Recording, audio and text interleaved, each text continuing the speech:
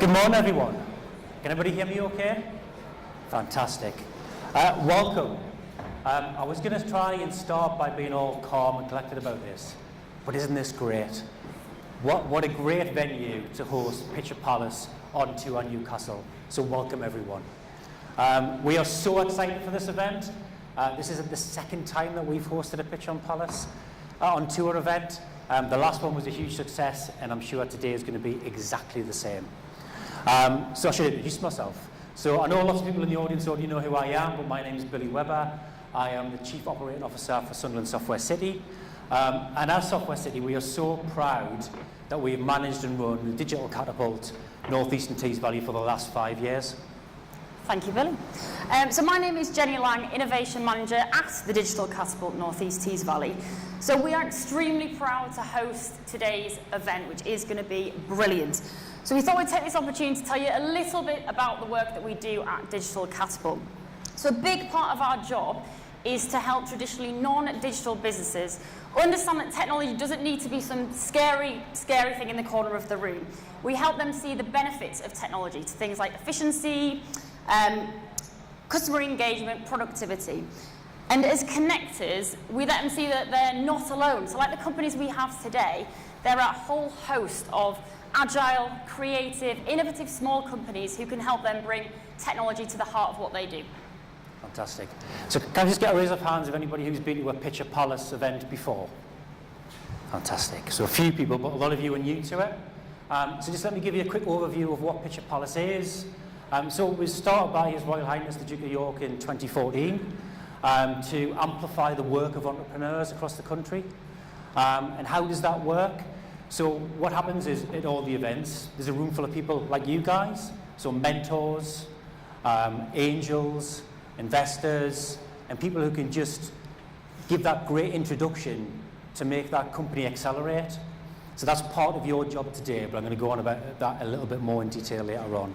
So today is the first of 3 on-tour events, and what's going to happen today is we're going to have 14 fantastic entrepreneurs who are all sat over there, pitching later on today. And they get the chance to be one of 3 winners today who will go through to the bootcamp stage of Pitch at the Palace. So what does that mean? That means that once they get through to that bootcamp stage, they are guaranteed to be at St James's Palace for the final, and they will get an opportunity to pitch live at that audience again, which is just another opportunity like today to pitch in front of a room full of fantastic connected people. Is that me? That's you. I think we'll do a slide change, but I'll smooth, thank you, not that one. Social media? It's gone back, yes. I'll just talk about it. Yeah, just do it. I don't know the Twitter handles off the top of my head though. So tweet, we want you to tweet. So we know today is going to be an incredible day, but we want people who are not in the room to know that too. So we encourage you to take photos, use all the social media. The hashtag that you need is pitchatpalace, that is @AT, pitchatpalace. And the Twitter handles we will get on the screen for you at some stage. So today's agenda, so you're hearing from us right now. We're then going to have an alumni panel from previous on-tour winners. Paul Owen and Amy Davis will be joining us soon. And they were actually winners of the last on-tour that we did in the North East, which is absolutely fantastic. We will then be having our first guest speaker from Rolls-Royce, who's going to be fantastic. Then we'll have lunch, and then straight after lunch, we were due to welcome His Royal Highness the Duke of York. Unfortunately, due to weather conditions, he can't make it today. Which, yes, I can see disappointment, Amy, on your face across there. But such is life, and he is disappointed as well. He's going to join us, fingers crossed, live to give his welcome speech after lunch as well. So I think he would be the first person to say that this is more about the entrepreneurs. So this is the opportunity for you guys to showcase what you're doing and, you know, get through to the next stage. I'm sure you will see him at the boot camp and hopefully at St James's Palace as well. Wonderful. So you may be able to tell that I'm not actually a native to the North East. It's Billy who's providing a little bit of Geordie authenticity to the day. All right. I moved to the region just over 11 years ago to start university, and since that time my accent, I get accused, has wavered somewhat, but my love for this region absolutely has not. So we've got a short video coming up hopefully, which should sum up some of those reasons why perfectly.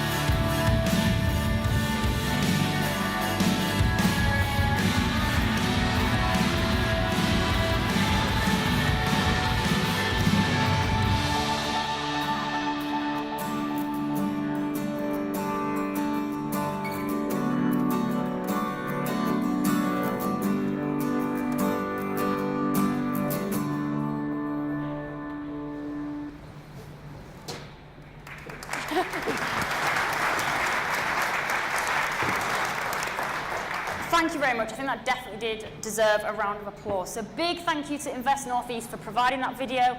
A special big thank you to David Patterson for providing that hot off the press. Apparently it's not even out yet, so you saw it here first. So thank you very much for that. Thank you very much. So I missed one thing to say earlier on is, has everybody got the app downloaded? If you haven't, go to the App Store, Google Play and download it, because you've got a really important part to play later on this afternoon. You're going to get the opportunity to choose your 3 best pitches that you see later on. And although we've got an esteemed judging panel who are going to go away at some point and decide on our 3 winners, the last time we held an on-tour event, the 3 top were so overwhelmingly ahead of anybody else, they just went with that.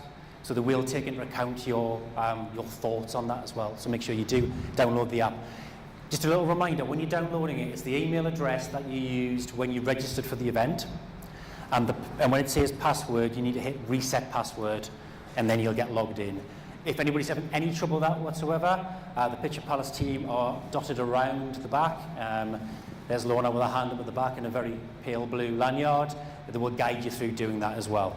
So, following on from that fantastic video, there's been lots of talks in the region about the great stuff that's going on in the Northeast. And in May, over a 2-week period, there is 3 events that are firmly fixed in the calendar.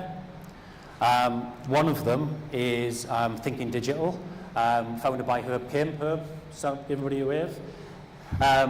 So Thinking Digital is in its 12th year this year, and you can tell me if I'm wrong, Herb, but it's there to see new technology, new innovations, and look at how that is going to have an impact on our life in the future. Is that about right? Yes. It's verbatim off your website. Definitely didn't write that down at 11 o'clock last night. 10 past.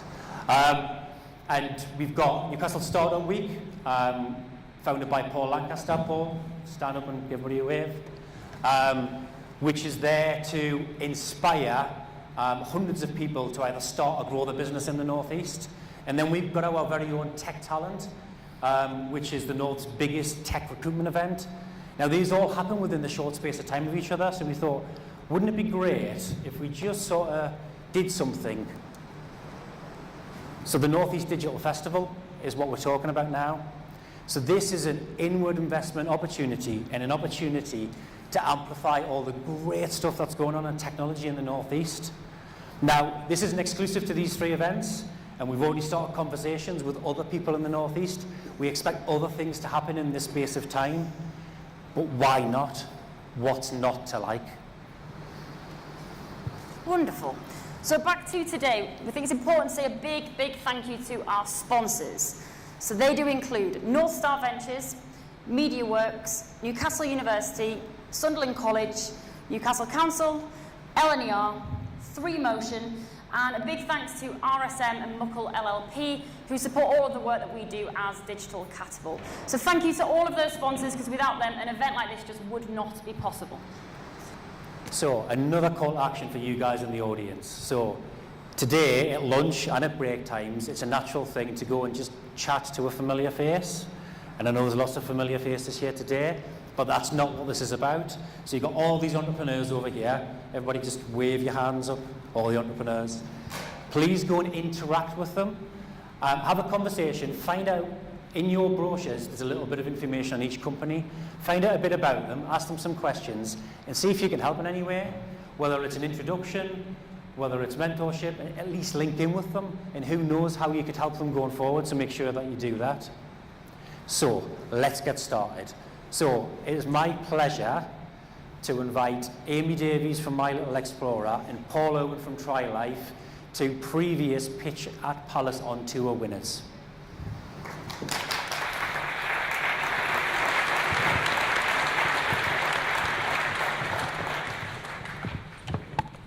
Hello. Hello. Welcome. Thanks for having us.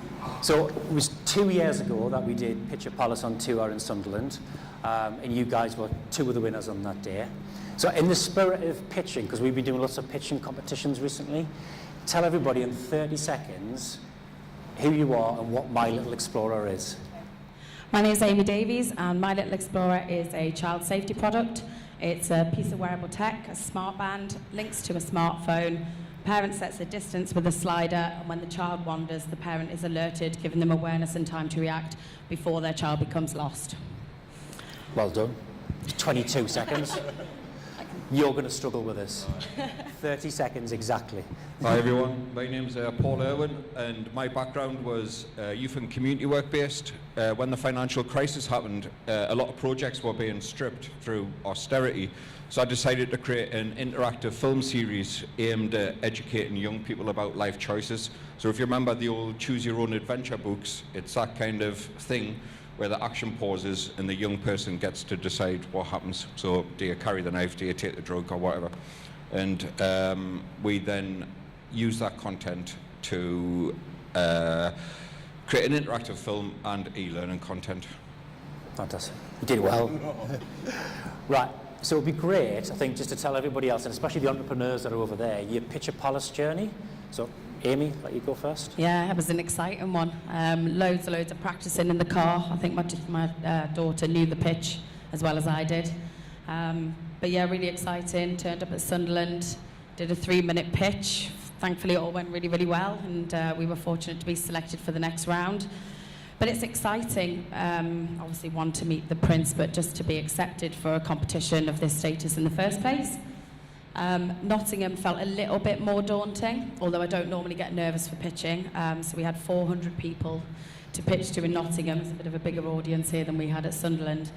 But I think it's just really great to get all the positive feedback that you get from people, and you're getting them from the highest professionals across the country, really. So we had like the VP of Boots, the founder of Carphone Warehouse. My mentor was the Chief Operating Officer for Cisco. So just a really exciting journey. And what's really invaluable about Pitch at the Palace is the network that you create. So it's pretty much, who do I want to speak to? Who am I going to ask for that? And you can go straight back to the wonderful people who run this event, or come back like this and ask for help. Paul? Yeah, so our pitch was a little bit different because everyone else had like a graph and how much money they were going to make, and we were like, help. We're like two people with two mobile phones have created this product that's went viral. We were reaching 188 million people a week on Facebook, had 6.6 million fans and 500 million social media impressions through two mobile phones.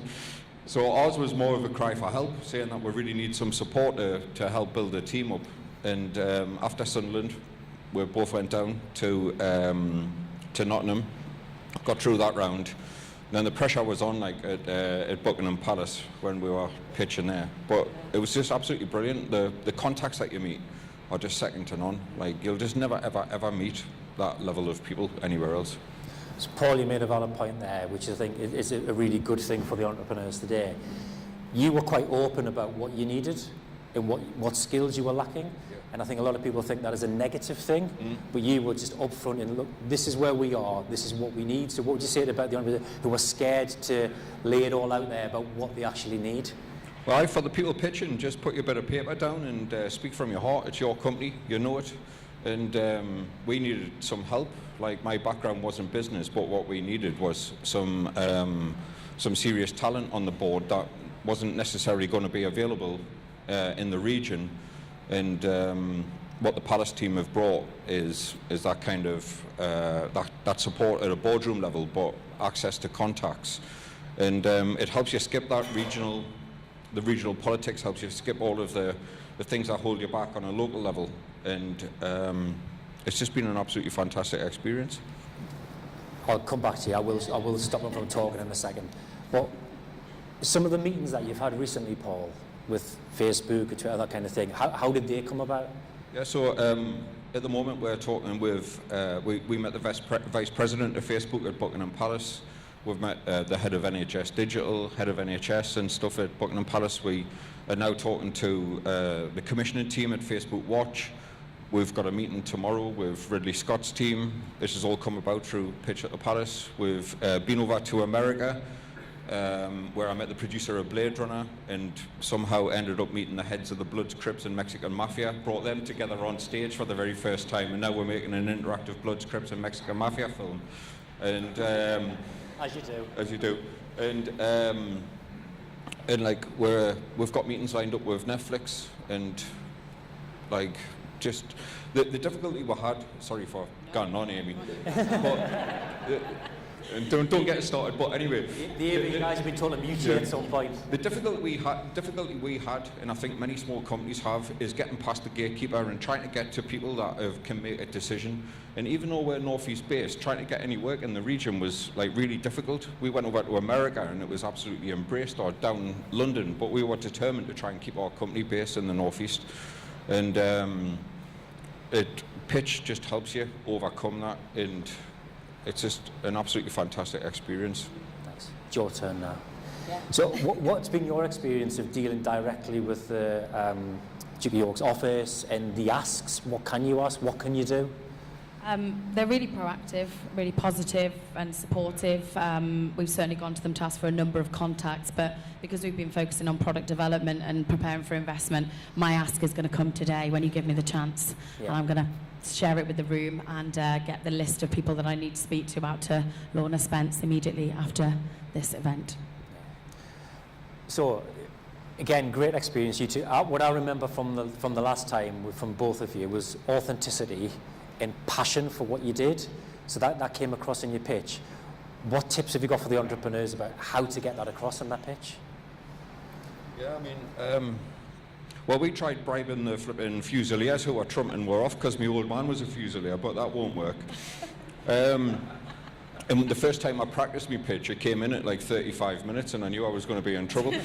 So, and like at the end, we just got up and, like I say, we really needed some help. We had like a brilliant product.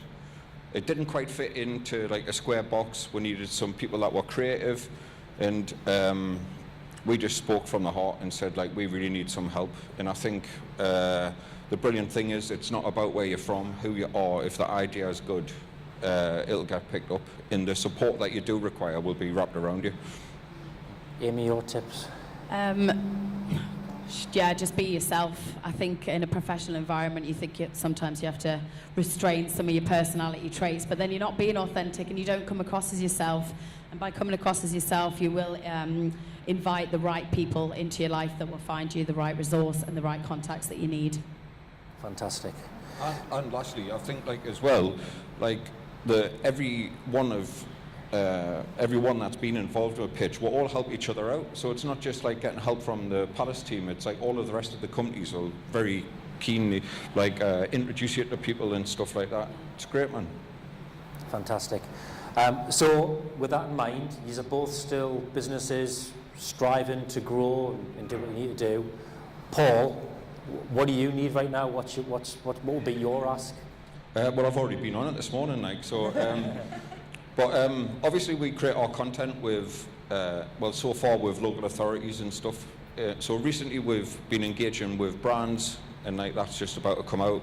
I've been pestering Amanda recently, and we're hopefully going to get, get some contacts in at the Home Office and stuff. The content that we've created covers like knife crime, gang violence, grooming, child sex exploitation, drugs and alcohol, sexual health and stuff, and we're now ready to roll that out. So I'm hoping Amanda's going to get us into the Home Office and in with like the Chief Constables and Police and Crime Commissioners. That's where we need to be. Right, so you've already done yours. Amy, what's your... Yeah, I've also already started stalking the room this morning, so if you see me wandering around staring at your badges, that's because I've got you on a hit list of people to speak to. What I would like to ask of the room today, we've made a lot of progress since I came to pitch at the Palace last time, and we've just prepared for a £500,000 investment round.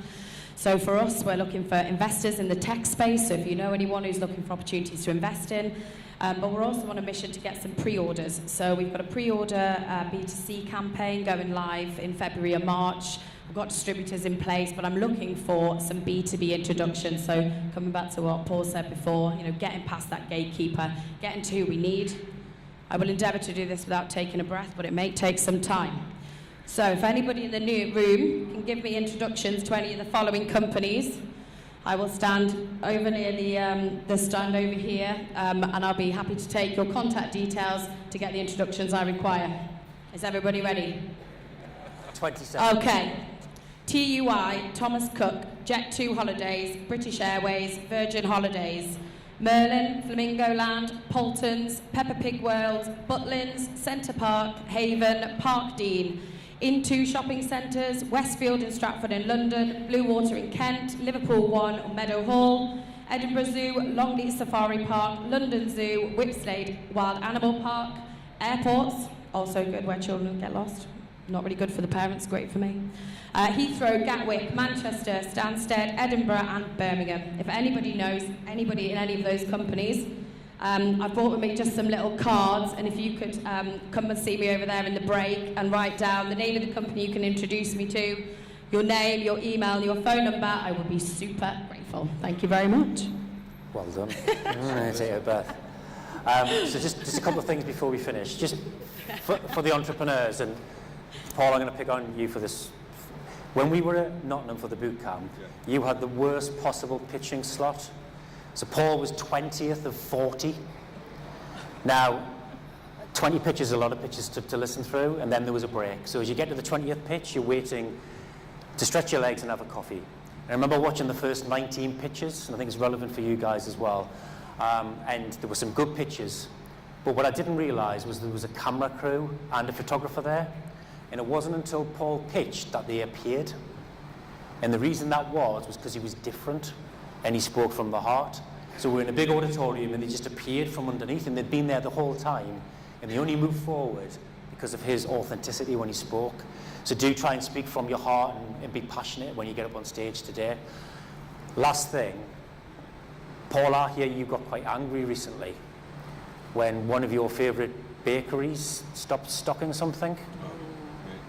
Aye. Quickly tell the story.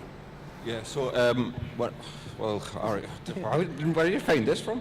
So, obviously we've got a large social media following, so when I used to get off the train, come back to Newcastle, I would go to Greg's in Newcastle. If you're not from the region, you get like a bread called a stotty, get a ham piece pudding stotty. So I went in, And so I went in and there was no ham and peas pudding stotty, so I was like, oh, what's going on? I thought I just missed it. So I went to the next Greg's, I couldn't get a sandwich.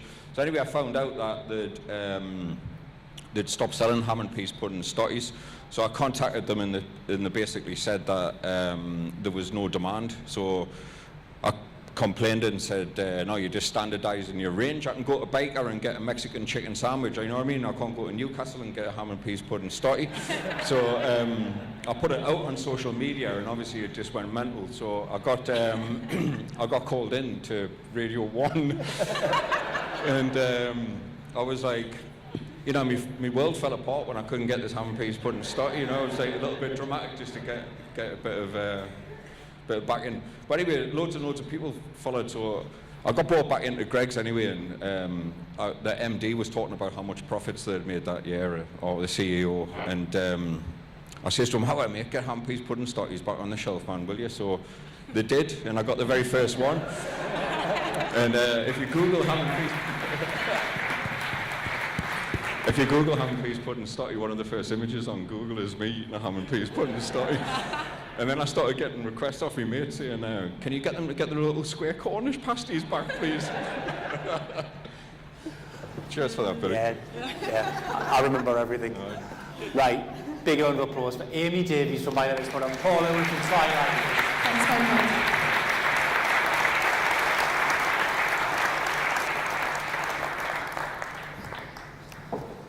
Big thank you to our panellists there. That's made me quite peckish. Nearly time for the food, so that's good too. Now it's time for the first keynote speaker of the day. So could we please give a really, really warm welcome to Thomas Warren, CTO at Rolls-Royce.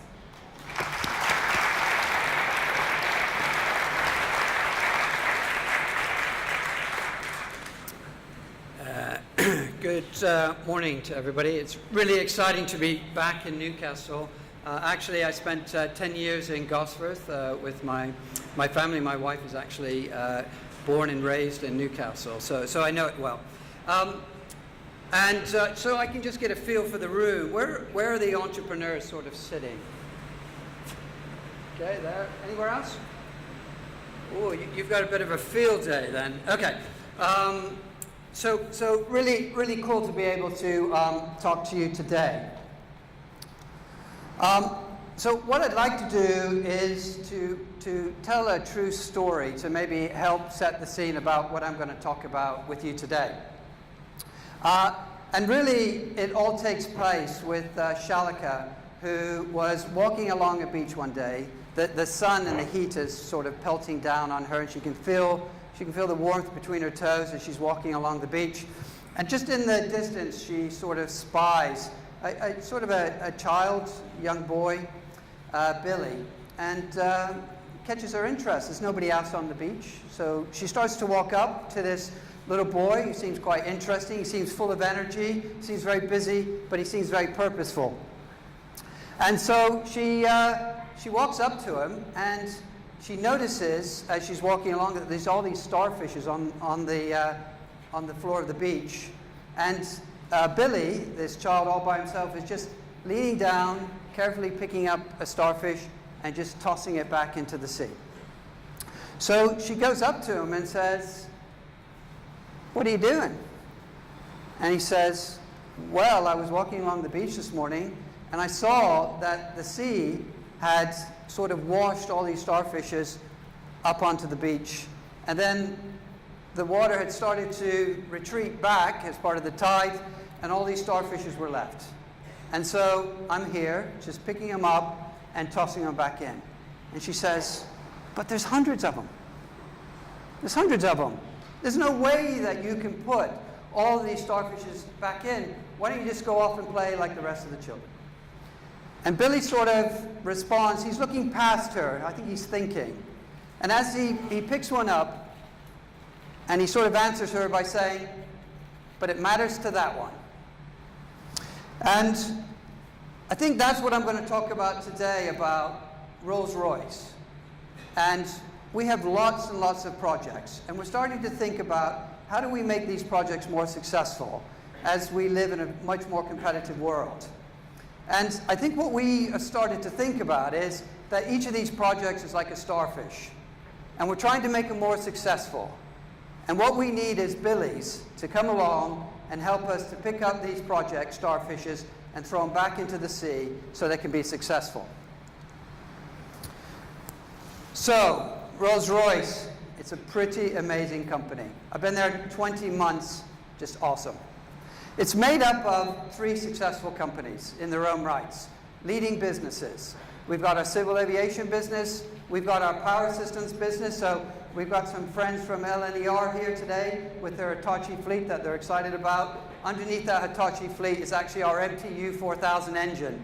Pretty cool. It used to be about that high, and in order to get it underneath the train, we had to have some really clever engineers who sort of cut it in half, put it like that, and put it underneath the trains. Pretty cool people. And then also we have our defense business. And Warren East is sort of, our CEO, has sort of set out the agenda for us. He sees 3 trends. He sees the first trend where there's a growing need for cleaner, safer, and more competitive power. Secondly, electrification. And we're now looking to design and build engines for a low-carbon economy. And last but not least, digitization. So we're living in a world, as we know, and you know, our entrepreneurs, some of them here might be here today, we're living in a world of sensors. Machines talking to machines and machines talking to people. We're also steeped in big data. And increasingly, we're looking to new tech like blockchain, like machine and deep learning to actually bring new insights to us as a business. And really, altogether, this represents an opportunity for new entrants into our markets. And as pioneers, we need to be the disruptors. We need to be the people who are challenging the traditional products and services. And we need to be challenging new solutions. And that's where you come in. Rolls-Royce has been playing in the space of big data and analytics probably for over 30 years. When you look at our engine health monitoring systems, we've been looking to predict and understand the performance of our engines so that we know when there might be a future issue, so that we can get it in for maintenance. And it also helps us to optimize how we schedule the maintenance of our engines so that we can cause minimum disruption to our customers, and also we can make sure we have a really optimized business. And so whether we're looking at our trains, Hitachi trains, and providing power systems for them, or we're looking at our aero engines, what we do with this data is really, really important. And the insights that we can garner from the data is absolutely critical as we look to actually wow our customers. But let's just take a second for a moment and think about this aero engine. And this is our XWB engine, our most fuel-efficient engine, and it's incredible engineering by the numbers. So, during a typical flight, it sucks up 1.3 tons of air. That's equivalent to a squash court full of air every second. And the force on these fan blades inside these engines is about 90 tons. Now, to you and me, that's about 9 double-decker buses on each of those fan blades. And inside, these blades are actually turning at 12,500 RPM, and the forces that are operating on them are almost the equivalent to a Formula One racing car. And at full power, the air leaves our engines at over 1,000 miles per hour. Now that's pretty awesome. And so it's obvious that Rolls-Royce has a legacy of innovation. But the world is changing. I'm not sure how many people know what that is. Anybody know what that is? Yeah? That's exactly right. It's a new way to potentially, a container for water. It's made out of sugar. You effectively just take it, you crack it, you put it into a glass. If you want to sweeten it, you can actually just put the container into the glass. It'll sweeten it up, or you can throw away. It'll decompose. And so that's really changing. And I think if you look at water companies and you said to them, well, how are you going to address this ecological demands that are being placed by the companies? And they might look at the water, the plastic, the amount of plastic, they might be doing recycling. But would they actually come to this kind of an answer? And with this new world changing so fast and the opportunity it presents, I think at Rolls-Royce we're continually starting to think about this outside-in thinking. Because what we want to do is we don't want to be thinking about how, you know, if we were in the water business, how do we come up with a more ecological way to recycle our recycled plastic? We might want to come up with a whole new way of thinking about how you deliver water to your customer. And that's going to be really important when we think about how do we harness this new tech. As I said before, we've got lots of people skilled up in machine learning, in deep learning, in blockchain, Internet of Things, sensors. But really it's about how do you apply that to your problems, and how do you come up with these innovative solutions. And again, this is where we're looking to increasingly operate with innovators and startups and with leading lights in universities. And this becomes really important.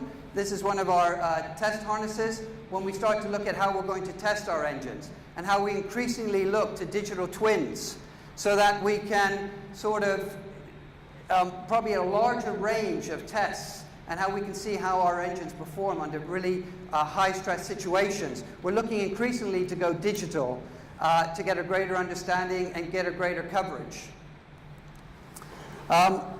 And also, when we're looking at how we design and build our engines of the future, we're increasingly looking to the building of an intelligent engine.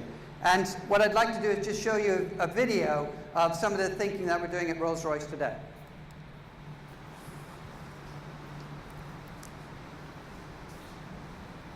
The Rolls-Royce jet engine, the pinnacle of engineering excellence. As pioneers of power, we are entering a new era, one where our engines and innovative care services are supercharged by advancements from the digital world. This is the era of the intelligent engine. The intelligent engine is connected with other engines, with its support ecosystem, with its airline, allowing us to sense and respond to changes in the operating environment. It's contextually aware. Big data means that it's aware of its current operating context and the requirements of its airline, offering advice to minimize fuel burn and operational risk. It's self-aware. It knows when it needs maintenance, and in the future, thanks to advanced robotics and artificial intelligence, may even be able to perform that maintenance itself without any human interaction. And it learns. Through machine learning, it learns from its experiences and those of other engines in the fleet, identifying and fixing issues long before they have any impact on an airline's operation. All part of achieving our vision of ensuring every Rolls-Royce powered aircraft takes off and lands on time, every time, with maximum efficiency. So, sort of 3 C's that we've got with our intelligent engine. We're looking at how it can sort of understand its contextual environment. So it understands how it's been performing, where it took off, the air that it flew through. And also, really importantly, we're looking at an engine that can actually be comprehending. So using deep and machine learning, it can actually start to tweak the components, the individual components of the engine to get maximum and optimized performance as is actually flying. In terms of how we're actually looking to harness advanced technologies, and more importantly, look to see how we apply those through a new lens, we've been building up AI hubs, and those are globally located around the world. So we've got AI hubs emerging in London, in Berlin, in Singapore, and in Bangalore, and also across the United States. And what's crucial about these AI hubs is they're seeking to actually build an initial competence, but then are looking to reach out into the ecosystem. That ecosystem will be entrepreneurs, it'll be startups, it'll be scale-outs, it'll be leading lights in universities, and it'll also be experts in their field. And that's really important to us because we want to draw that in, as well as working with VCs and others to see actually how we can grow that ecosystem and make it really productive. That's really, really important to us. And then also as we move into the ecosystem, and I know Nicola's going to talk about this a little bit later on, is how do we draw you in and how do we make sure that as we take that starfish and throw it back into the sea, how can we make sure it swims? How can we make sure it's successful? How can we nurture the relationship? That's really important, and we're on a learning journey together with the ecosystem. And as I said, that's really important because as we look at these advanced technologies, we're starting to see that humans are coming to the edge of really, really complex problems. And they're increasingly, as they start to actually look at new services that we haven't imagined before, how they're going to rely on these new techniques to be able to look at this data and to be able to understand and to provide those insights that will really wow our customers. And so at Rolls-Royce recently we built a new setup, and it's the first official sub-brand at Rolls-Royce in its history, which is called R² Data Labs. And I've got the privilege of being the CTO for the outfit. And what we're looking to do is to take the data and these new advanced technologies and bring them together to actually innovate around our data and to be at the center of our new services and products. And R² Data Labs is really at the forefront of how we engage with this ecosystem, and that's why I'm here today, to start reaching out across the board.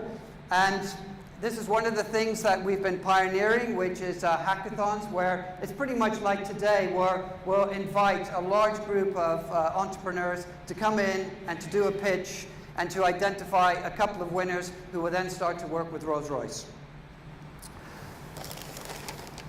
So, first things first.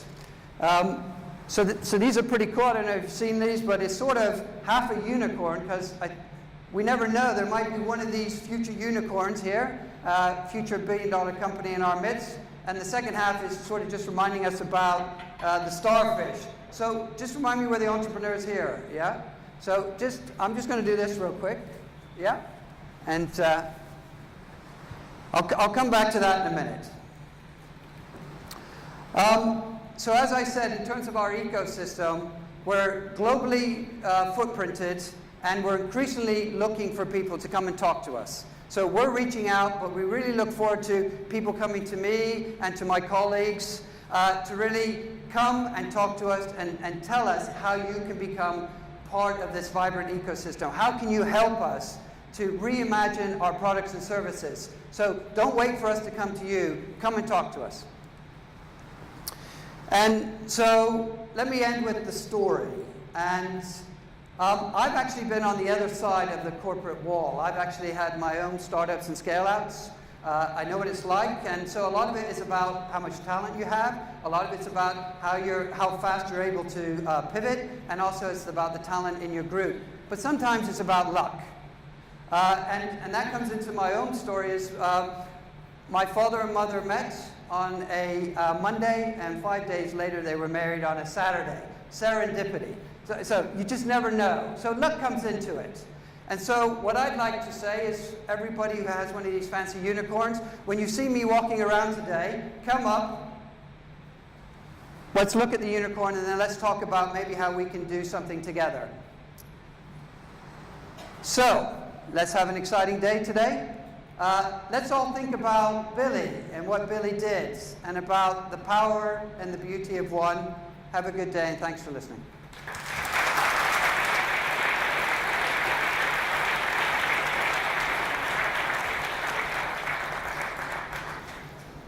Thank you very much for that, Thomas. I'm assuming you're not talking about this Billy. Everything has to be about him. He's like, oh, yeah. So next up we have lunch. But before that, again, back to Billy. Going to get him to do the bit that he forgot to do at the start. So over to you, Billy. Yeah, sorry. So you can see this fantastic gentleman making his way back here. So for you entrepreneurs, to get you used to this feeling, when you're pitching today and you get to 2 minutes, 50 seconds into your pitch, this is going to happen. And when you get to 3 minutes, this will happen.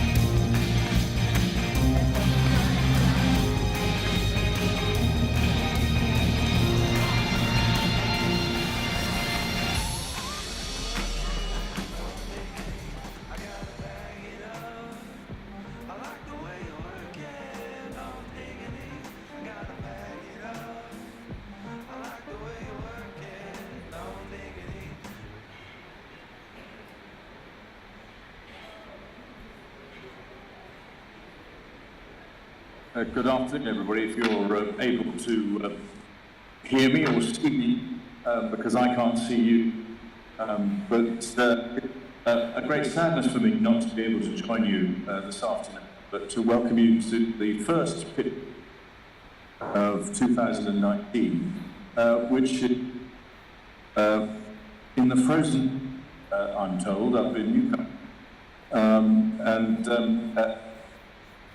You'd be surprised that it's cold and down here is up there.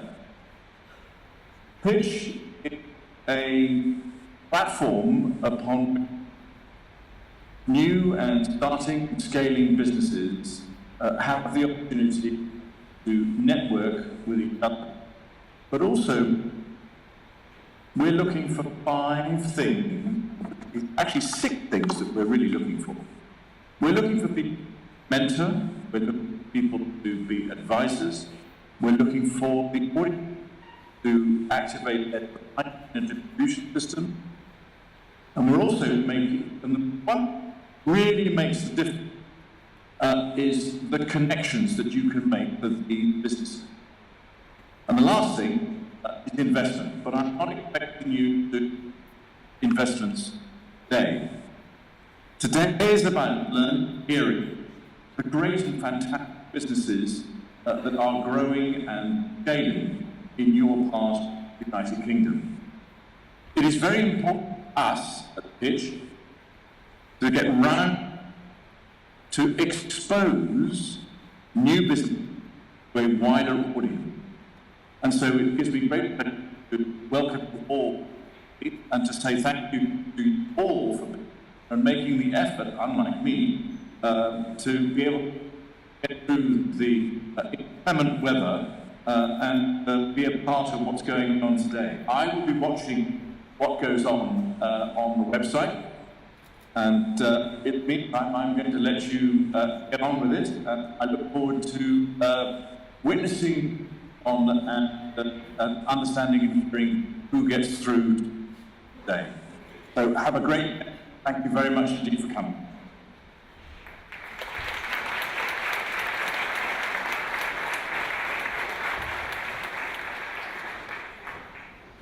Well, that went seamlessly. He did well. So with consistency, I'm just going to miss out every third word the next part. He did his best. Well done. So, This is the best bit now. This is the bit that is the most exciting part of any Pitch at Palace on tour, which is we're going to hear from all of our entrepreneurs. And it's quite daunting coming speaking in this huge room full of all these people, and lots of them didn't expect to be in a venue this size today. They've walked in and gone, wow. So before everybody starts, can we just give everybody a huge round of applause who's coming up?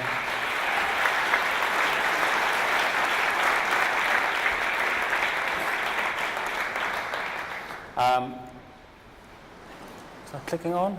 It's not going to click on. Just going to remind you of the app. So please use the app.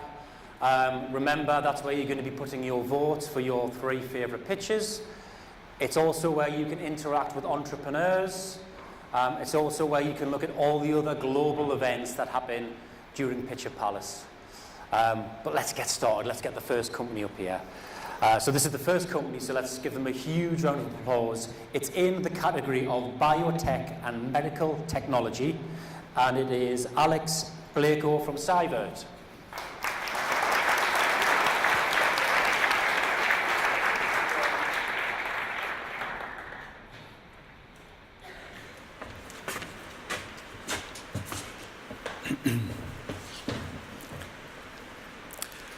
Shall I just get going?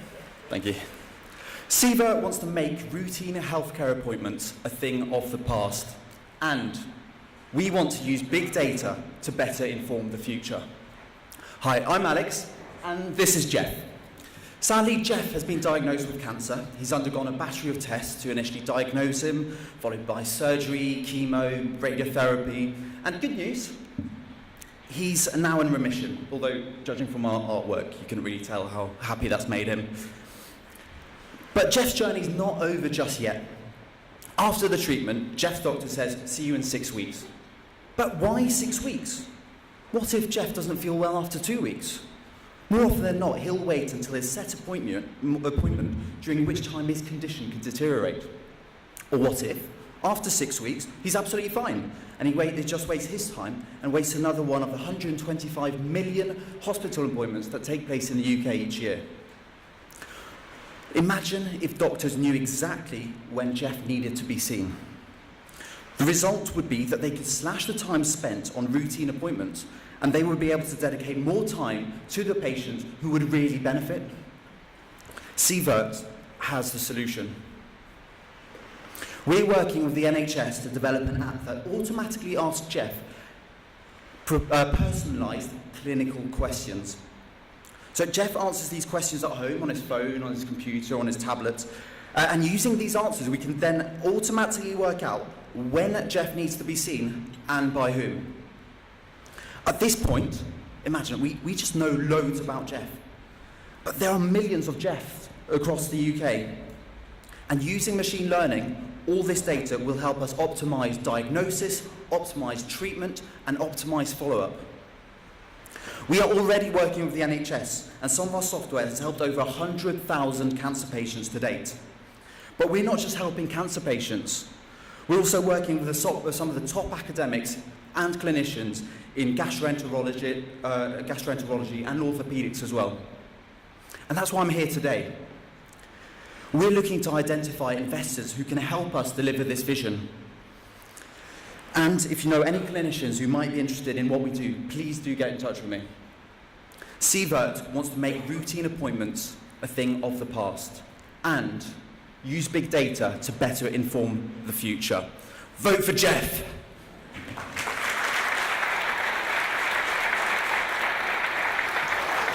Alex? Another opportunity for you. Well done. It's always daunting going first. Out of the way, now you can breathe. So it's great you've talked about how you've already got into the NHS, which can be quite daunting, and you're dealing with people who sometimes don't like change. How are you going to accelerate that and take it to the next level? It's absolutely a real challenge to get into the NHS in the first place. Thankfully, we've got some of our team members worked previously in the NHS. We have plenty of contacts across the country. Some of our software is in the whole of Northern Ireland, a lot of England, a lot of Scotland. And so we have plenty of contacts all across the country. not just clinicians who might be initially reluctant to embrace the software, but also academics who can really show that our software does work and does bring about the positive change that we want. And you know, this is not easy. What I'm talking about is a grand vision, I've got to say. But we're taking steps, and our software is already in some hospitals in the UK, and already making a difference. And the clinicians are coming back, seeing the difference, and it's just great to see that that these are the baby steps that are really making a difference already, and to be able to scale that up, we can make a massive change. Fantastic. Well done again. Thank you. Alex Blakely from SEVA. Well done, Alex. So we now move into consumer technology and the Internet of Things. So Jeff Breen from Fundify.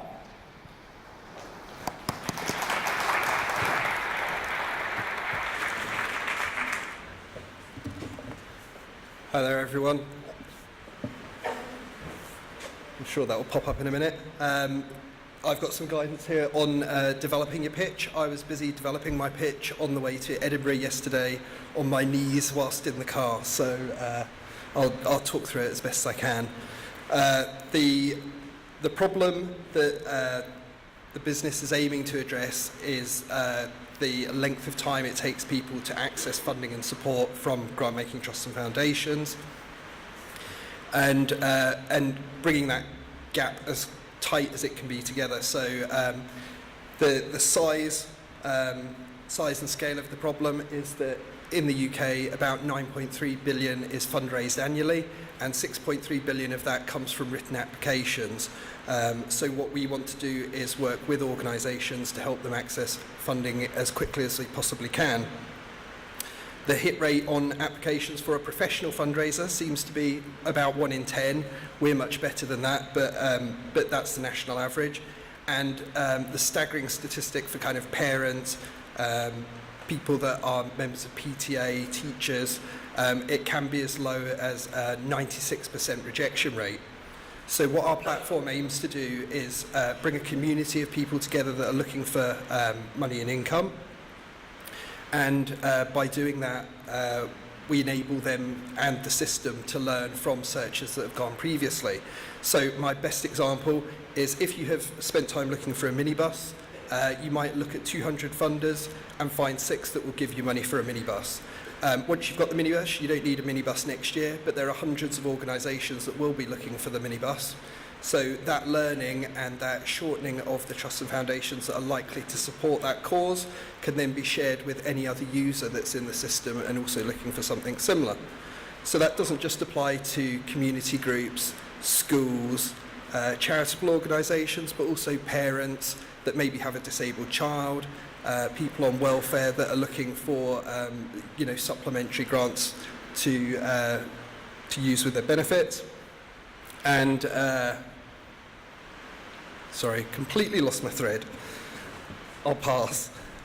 So the market opportunity in terms of the size of the market, there are 14 million disabled people in the UK that could be on the system and using it. There are 14 million people living in poverty, 200,000 charitable organisations, and about 3,000 professional agencies that help charities with their with their money. Where are we today? We have trademarked it. We've acquired the name. We've gone through SEIS Advanced Assurance. We have some investors on board.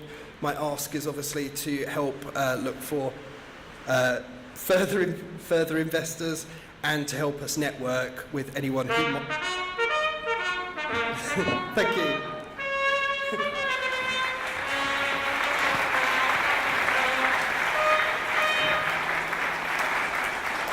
Well done, Jeff. Thank you. Well done for going over as well. Had to be one. So it's great. You were going on about what you've achieved so far there towards the end, and you showed us the opportunity and what there is. From a customer point of view, what traction have you got so far, if any?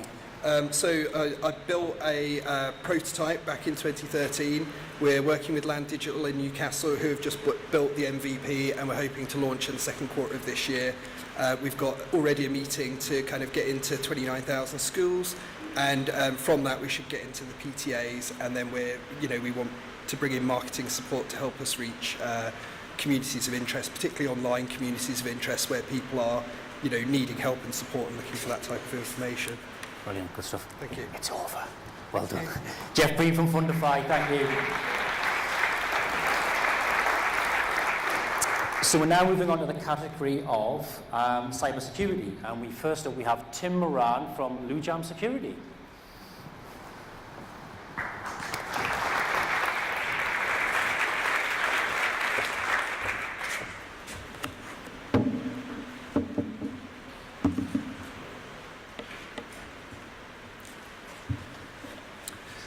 Did you know that 42% of all our hard-working SMEs in the UK suffered from cybercrime last year? That cost the economy in excess of $2.1 billion, and it was all mainly preventable. I'm Tim Moran. I am an ex-Submariner, founder of Lujam Cyber, and our mission is to provide enterprise-grade cybersecurity to SMEs on a subscription basis and at gift-gaff prices. Most SMEs, 5.7 million of them, survive on firewall and antivirus alone, antivirus being on the devices on the left. The peripherals sat in their networks today are unmonitored, and many of them are already infected with malware. The growth of the Internet of Things in the third section is just compounding the problem. Mobile users are unprotected, and the adoption of cloud-based services are just a nightmare from a GDPR standpoint. No one knows where the data is. So Lujam, by deploying one of our agents into the network, connecting with our AI-based and cloud-based analytics, provide protection to an entire network on all devices. This gives the business owner peace of mind and alerts him to anything bad and of risk. How do we do this? Well, our smart AI engine detects behavioural changes and stops threats. We drive a new type of firewall into the heart of everyone's network, and we deliver a user experience to the business owner that's jargon-free, offering granular control of all the devices in the infrastructure. And we also protect mobile users. The market globally is around $20 billion. That equates to around £1 billion here in the UK. 49% of all SMEs use managed service providers, and that's our organic route to market today. And that represents a market opportunity of around £500 million to us, and the average annual recurring revenue is around £300 per SME. We have a license agreement with a global ODM provider for our hardware, and we're in trials with a large domain registrar and a large telco for adoption within the consumer space as well. There's also large opportunities within the enterprise space for supply chains and for home workers, and also we're working with the cyber insurance industry to use our solution as sort of a black box for assessing threats.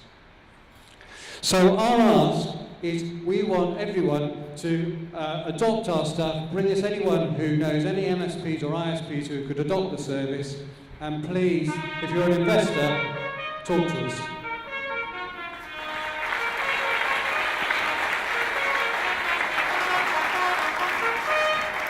Good question. Well done, Tim. So Tim, good stuff. You covered a lot of what you're doing and what you've achieved so far. Cyber security, lots of competition in that area. What makes you stand out about all of the other competition that's saying they're doing exactly what you're doing? Well, first of all, they're not doing exactly what we're doing. However, I come from the large managed security space. I used to deal with financial services and all the banks for many, many years.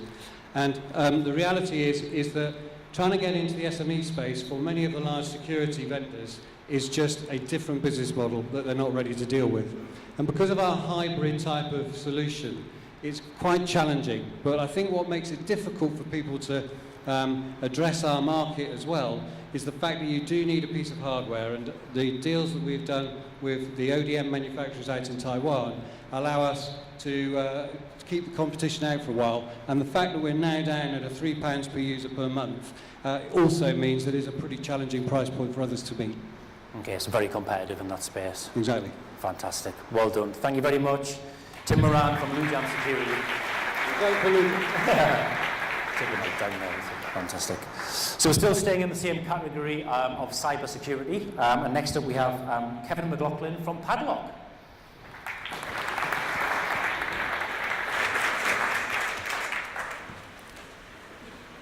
Good afternoon, everybody. My name is Kevin McLaughlin. I'm the CTO of Padlock. 75% of the Bletchley Park workforce were women. They had a huge impact on winning the war. In 2019, only 10% of the cyber security workforce are women, in a market that requires diversity of thought and problem solving. Yet for every 100 cybersecurity jobs posted on Indeed, there are only 32 applicants. That's a huge skills gap, and we are largely ignoring half of the population. We believe the solution is Padlock, an online platform connecting businesses with cybersecurity expertise, powered by the training of single parents in marketable cybersecurity skills. I'm a veteran and I'm a parent, and after 22 years in the armed forces, which I know is a little bit difficult to believe with this fresh complexion, but it's true, I know how difficult it is to reskill, requalify and find employment. There are 2 million single parents in the UK, 90% are women. 47% of children living in single parent families live in poverty. We understand that lone parents face major barriers to enter, re-enter or remain in employment. But the cybersecurity consultant market is estimated to be worth 30 billion worldwide. And it's that booming market that provides precisely the lucrative and flexible work that lone parents need. And lone parents provide a source of hidden talent which will help close the massive cybersecurity skills gap. We want to see a world where we go from 10% of women in the cybersecurity market to 51%.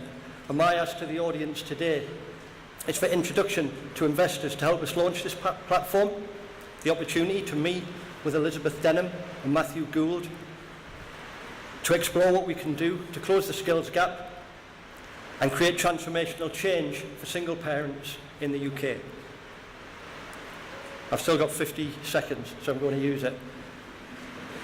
Win or lose today, I'm quite new to this. I'm an ex-soldier. Win or lose today, we still need support. So what I would ask also of you is, after this, please get in contact with us. Please come and speak to me and see what we can do.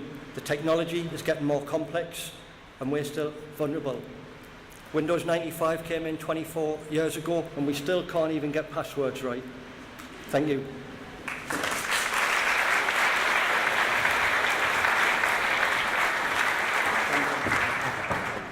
Thanks, Kevin. Just as a quick one, because I'm a veteran, I said to my learned friend here, hey look, I did 20 odd years in the military, cut me some slack, give me an extra 30 seconds, please. I didn't need it. Brett, love the concept and the thought, and the skills gap's a big issue for a lot of tech companies that are in the room today as well. And I know you're saying, look, you need lots of support to get where you need to be. Have you thought through about how you're going to tell people how you exist? How are you going to get to your market? That's where we need investment. There's a three-way family here. There's talent, there's Padlock, and then there's businesses that need that talent. So we understand that without the businesses that need that talent coming to us, that we can put the people into, then this doesn't work. That three-way triangle has got to work in conjunction with each other. So we do need a marketing campaign. We are utilising social media, but the consultancy market is a very difficult one to get into at the moment. Some terms that have been coined, DPO as a service, just-in-time consultancy is what the gap that we want to try and bridge as well. So we understand that it is going to be difficult to market, and anybody that can support us in that venture is why we're here today. Good stuff. Thank you very much for coming along. Great pitch. Well done. Kevin McLaughlin from Padlock. So we're now moving to another category, definitely the longest title of the day, energy, environmental and renewable technology. Phew. So next up we've got Johnson Fernandez from Equiwatt.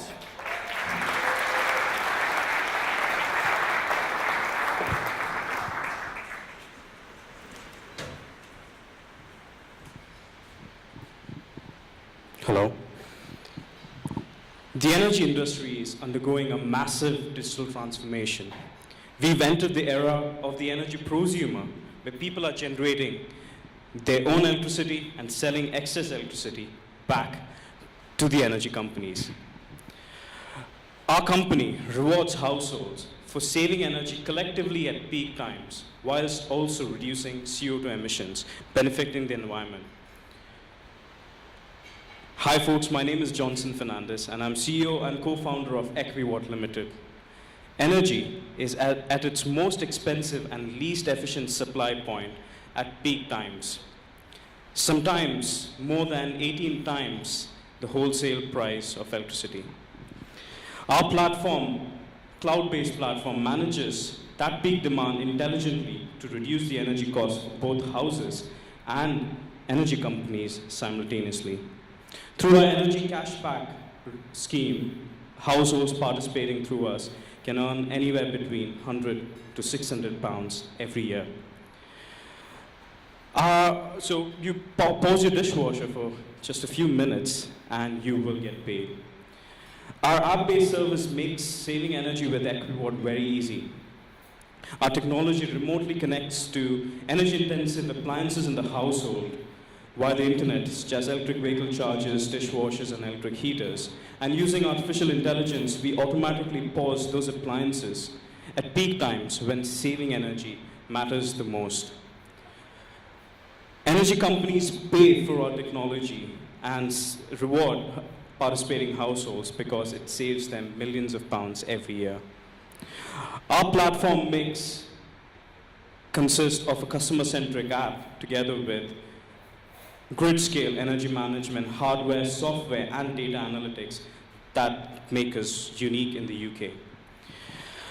At present, we are trialing our innovation in 50 houses in the Northeast after a massively huge successful trial in 2018, which was a hardware trial. By the end of 2019, we aim to pilot in 1,000 houses around the UK, which gets us to trading. We are in research partnership with Newcastle University, who are world leaders in energy systems research.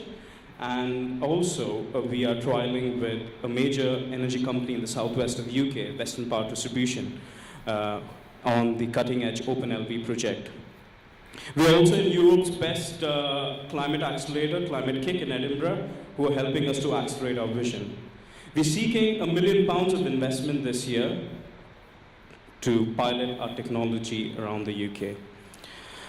Today, I invite you all to join Equiwatt's Smart Energy movement. Thank you.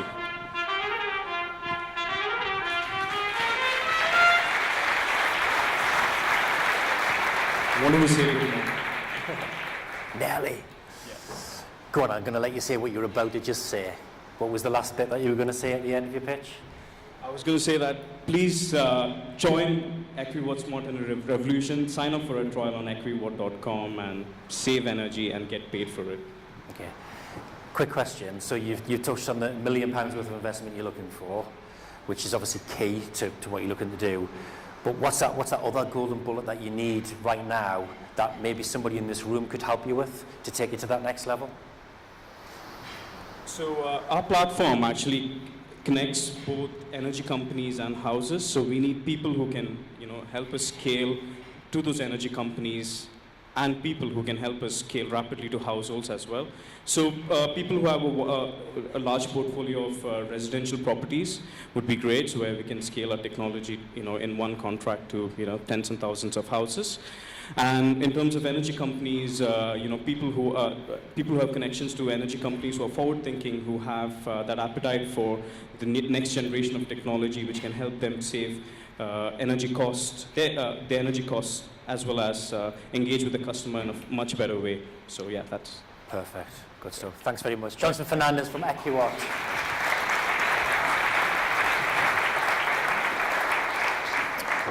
So this is my last category. So we're now moving on to FinTech, and we have Helmut Okiki from Budgeting.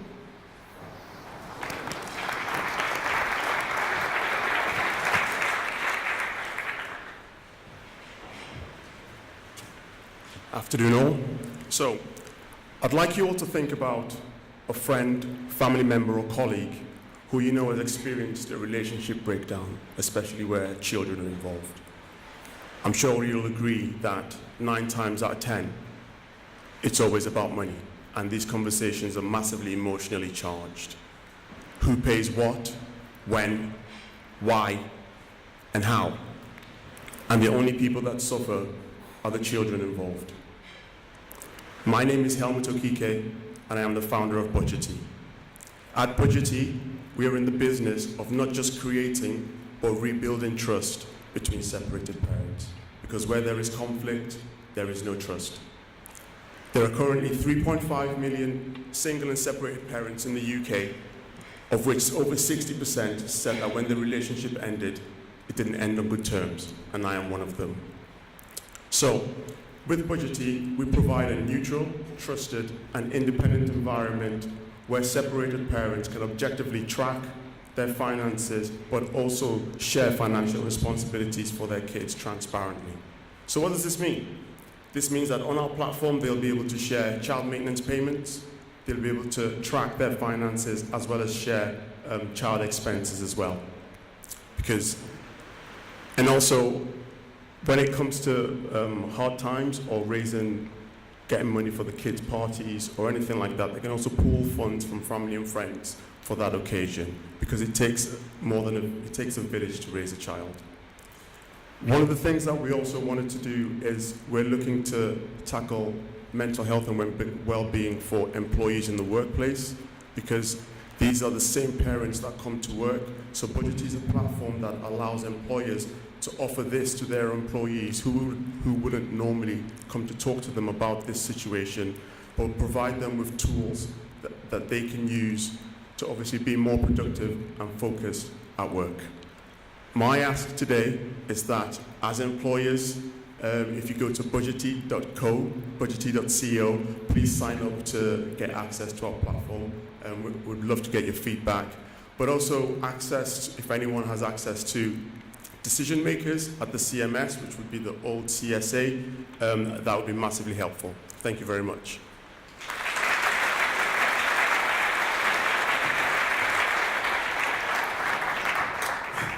Hello. So separation. So that doesn't always go too well? No. No. And you're looking to get one side of the family together with another side who mightn't be speaking to each other, so that's a big challenge. Yep. Over to you. And that's the whole point of the platform. The platform, we're there to remove the emotions out of conversations and out of dealings, because it's about the child. My personal situation was, your family don't contribute. Well, my family don't speak to you. We're separated, but on the platform, family members can get involved, and it's all tracked so everyone knows who's contributed what at any one time. And conversations that I now have with my kids' mums are more transactional, and they're more objective, because everyone can see what everyone else has paid, and it's all trackable as well. And I think from a CMS perspective, because going to the child maintenance service, if I was going to take my ex-partner to court, you would have to go to mediation before you can go to court.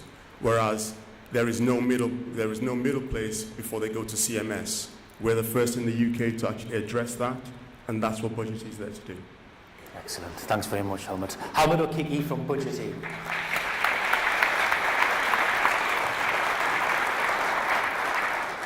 Absolutely flying through these pictures. Remember to use the app. Remember to make notes of who your favourite is so far, and at the end, your 3 favourites. Remember that as well. So next up, same category under FinTech, we've got Phil Miller from Newcastle.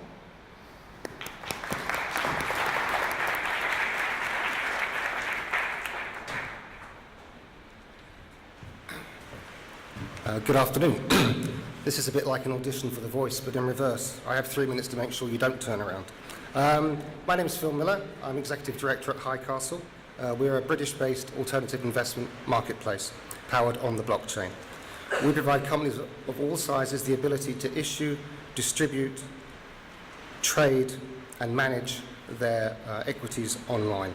The equity in their companies online. The alternative investment market is set to grow to over $18 trillion by next year. Traditionally, for small companies, raising money is expensive, it's limited. One of the problems is there's generally not any exit strategy for investors. We provide a service that changes all of that, and we help companies to raise funds to grow their business, which is what they need to concentrate on. Businesses looking to fund their growth can come to us and digitize their equity using something called a security token, and use our Highcastle Prime and Highcastle Registrar services. It sounds complicated, it isn't. Basically what we're doing is we're taking some of the manual processes and we're digitizing them and using those to take advantage of cost reductions, time to market and demographic opportunities. The digitization of assets on the blockchain will bring liquidity opportunities, cut costing, settles transactions faster. We can settle on the trade date. Normally it's 3 to 5 days settlement. We provide embedded compliance services, and we also can automate dividend and interest payments and other corporate actions. Furthermore, and more interestingly enough for me, is we also offer a market where these digitized assets can be traded, so a secondary market. So this gives opportunities for investors to realize their investment, and other investors who weren't able to invest initially can take part in the investment.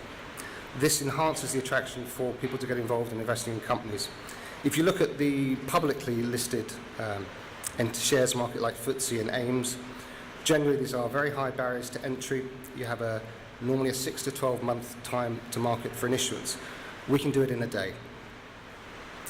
We are leading the era of new private securities. We were recently nominated by the FinTech Times for the exchange who's doing the most to transition away from the traditional equity world. I'm very grateful for the opportunity to raise awareness about securities and tokenized offerings. Our ask today is we're looking for partners, we're looking for investors, we're looking for issuers. Oh, and also if anyone knows Kylie Minogue's number, I'd love to meet her. Thanks very much.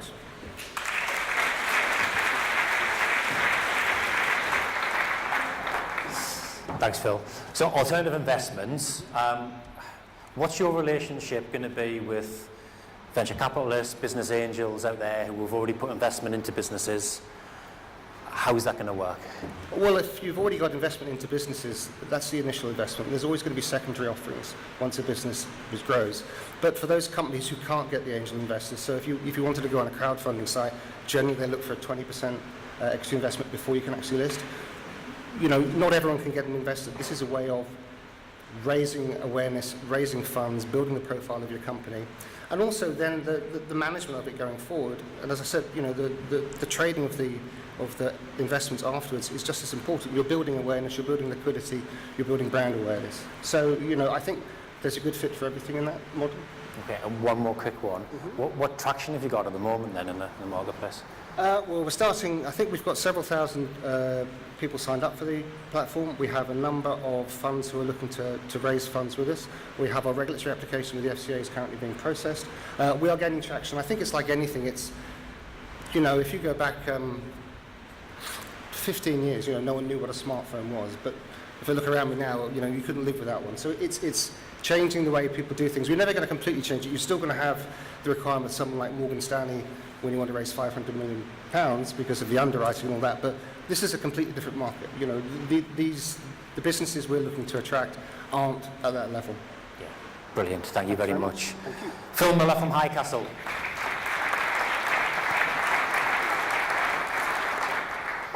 So it's great, we've got companies pitching today from all over the UK, not just from the North East, but this one definitely is. Ben Wigham from Canny.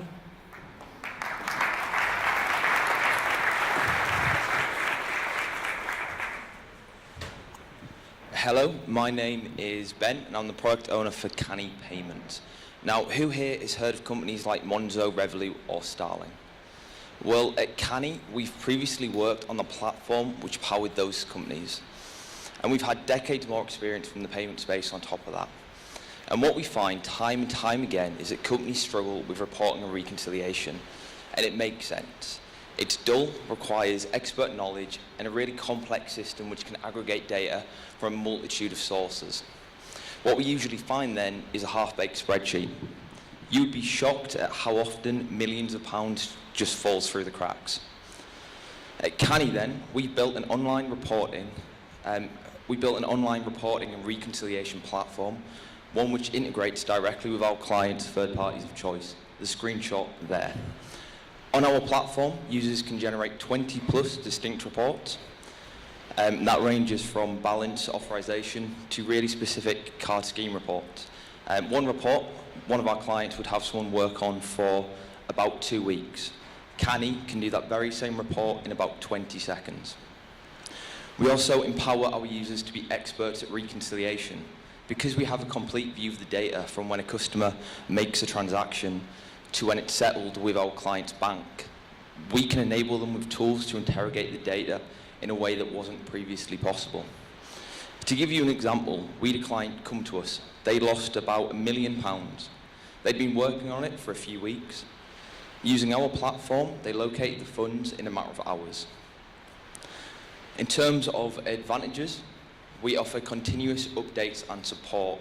For new companies especially, we want to remove that regulatory burden and allow them to focus on making fantastic products. We're also cost effective. Canny costs the same as about a junior developer on a subscription model. Now we speak to some companies that have 10 people working on this, but they lack that expert knowledge. Canny allows them to get out of the gate. For some companies, that is a saving of over 300,000. So for the last few months, we've been in a closed beta. We've had 6 clients who have all committed to becoming fully paying customers. Within that 6, we've had issuing banks. We've had companies like Monzo, Revolut, and Starling. We've had a gift card company. Now, to put it into perspective, last year we processed around £150 million worth of transactions. For 2019, we're on track for about 550 million. We're growing quickly, and we would love any support you could offer to do so. Connections, companies that want to grow and develop, we want to help them. As I say, my name is Ben, and thank you very much for your time.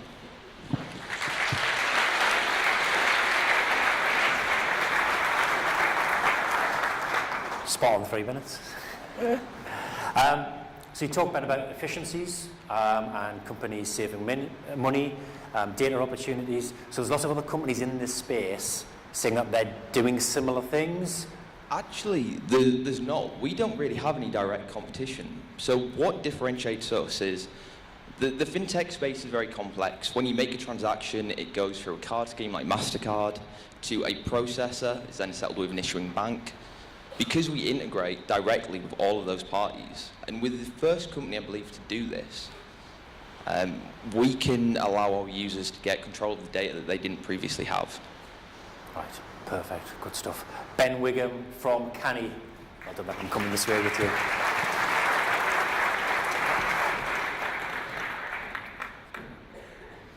I've been wanting to do that for about 2 hours. So next up, we have the health and wellbeing tech category. So can we please welcome to the stage Larissa Andreeva from Mitochondrial Substrate Invention.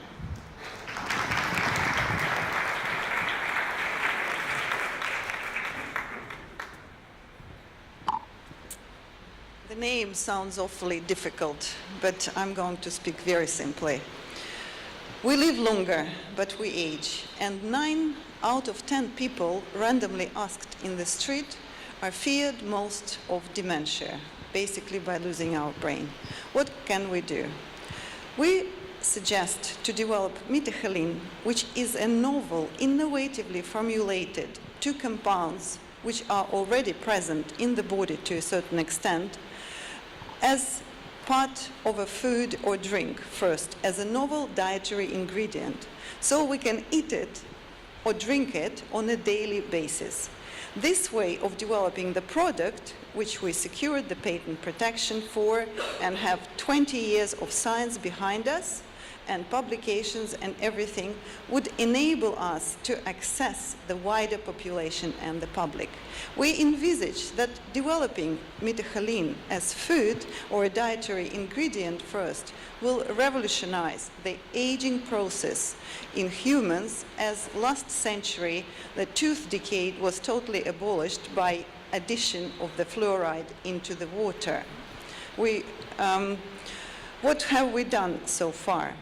We've been able to build up a team and to show in the pilot clinical studies the effectiveness of methylene.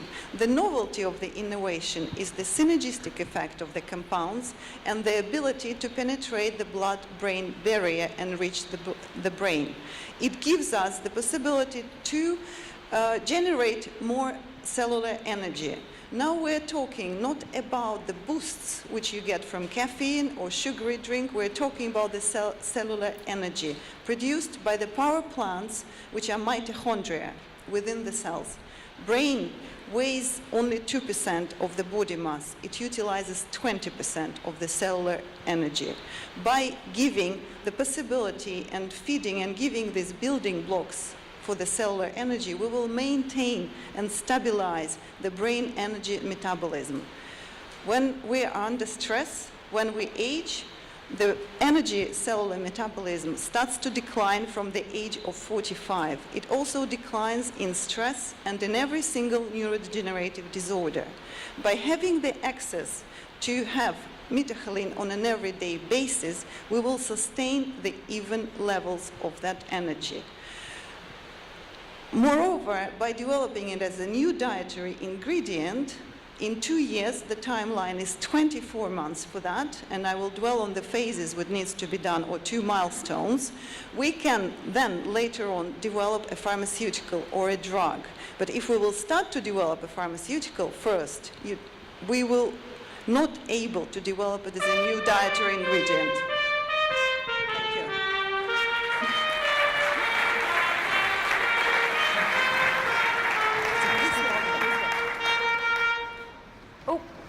Larissa?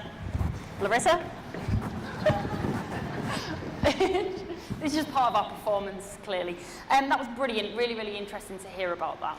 So I'd be interested to know what's been the biggest challenge then that you've had to date? My biggest challenge is being able to speak simply about methylene and not to be too scientific. Brilliant. Well, thank you so much. Larissa from Mitochondrial Substrate Invention.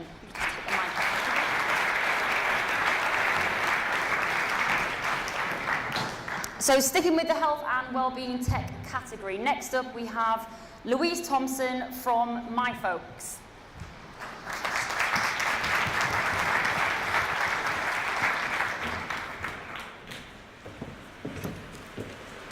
Hi there. It's not surprising that this is the second discussion on dementia that you've had. It's a huge problem. There is an ageing population, but sadly they're not ageing well.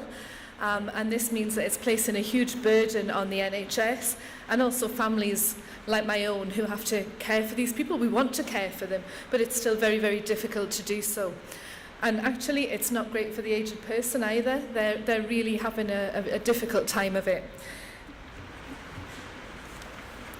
Currently, there are 850,000 dementia sufferers in the UK.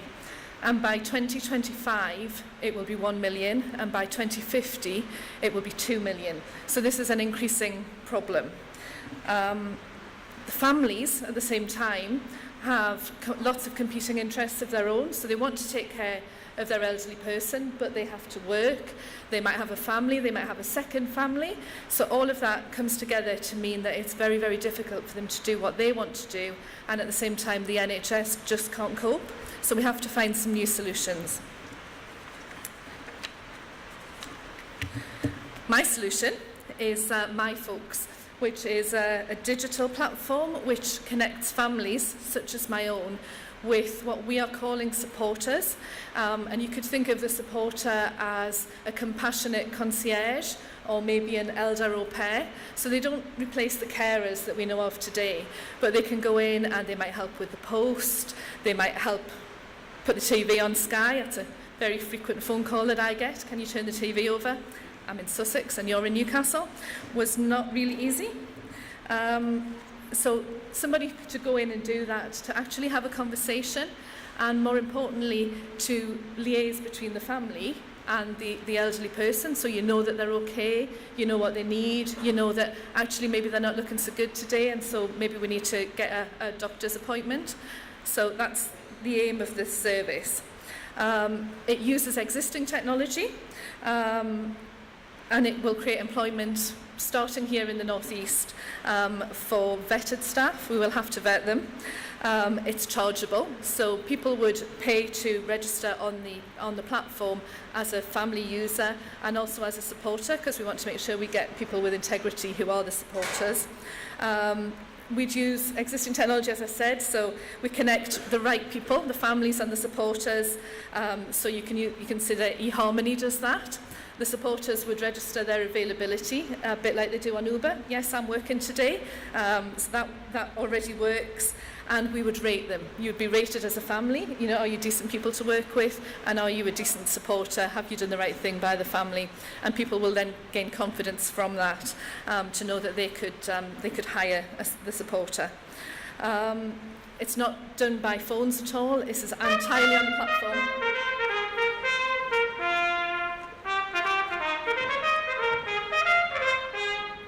Surely that wasn't time.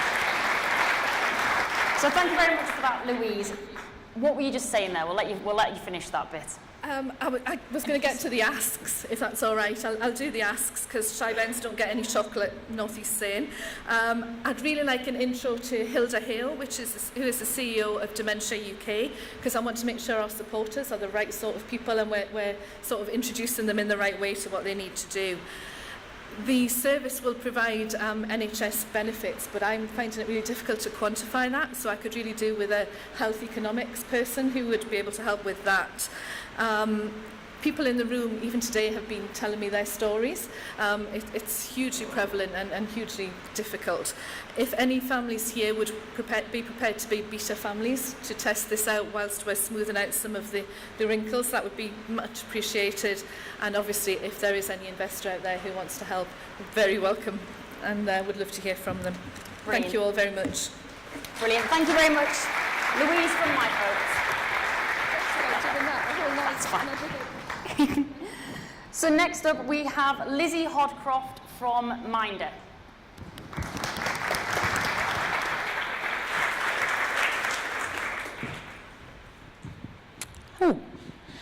Many of us in the UK have begun to realize our crisis is no longer material. Our crisis is existential, meaning more and more of us are seeking help and guidance through the NHS for our well-being and mental health. This leads to unacceptably long wait times, and believe it or not, the barrier to access these services is actually being raised, resulting in poor patient outcomes, often falling deeper into crisis, and beyond that, higher care costs. The journey to recovery is lonely, and the path to achieving our goals often confusing, especially if you already struggle with poor self-esteem or confidence. My name is Lizzie Hodcroft, and I am the co-founder of Minder, a community and platform that harnesses the power of peer-to-peer mental health collaboration, offering you the tools and support to first identify and then break down goals in a clear, concise way. Minder uses hierarchy, an already proven therapy method within goal setting, and then empowers the free flow of ideas and advice from peers to users, which can then tailor to their own desired outcome.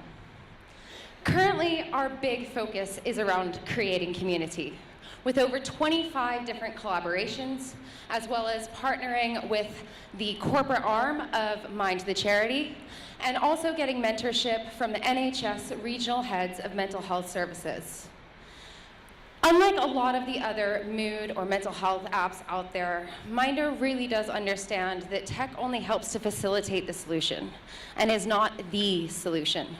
After all, tracking any kind of mood without an action plan, well, it ultimately just gives you a data set. And chasing goals that you don't really value or identify with essentially just stunts your opportunity for growth and progress. Minder will use AI and machine learning in order to respond, track, and segment each and every goal and suggested step uploaded. This means that essentially we will have an amazing data set of how-tos when it comes to mental health, allowing us in future to plug into the NHS in order to provide support for those that are waiting to access the service or are deemed too well to. Our team leverages from our own personal experience with mental health, recovery, and also the services currently provided, giving us a keen insight into how we can turn what is often just a theory into reality. Our ask today is that you log on to our website, Minder, that's myndr.co.uk,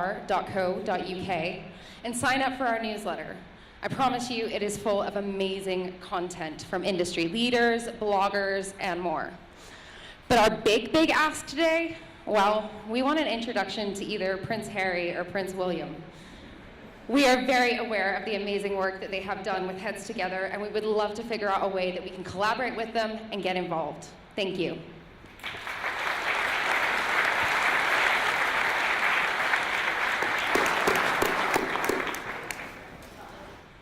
If you were to fast forward 12 months from now, where would you like Minder to be?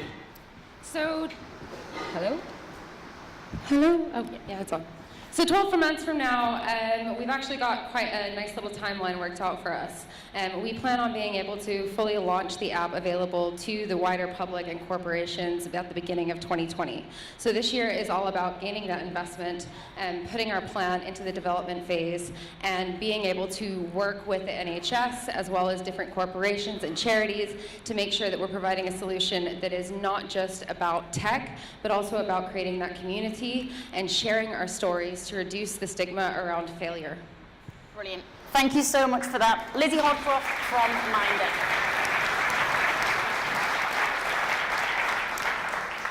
So next up, we have Cheryl Bear from Vorstarter.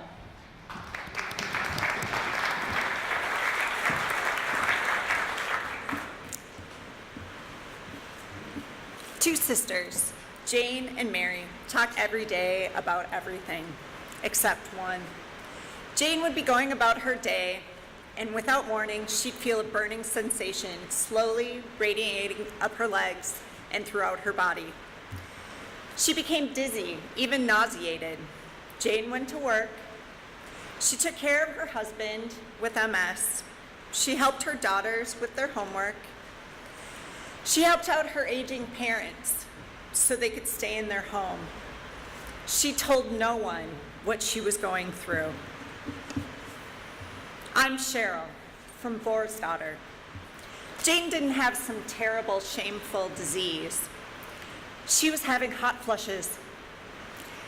The proper term for the hormonal change that begins about age 35 is perimenopause.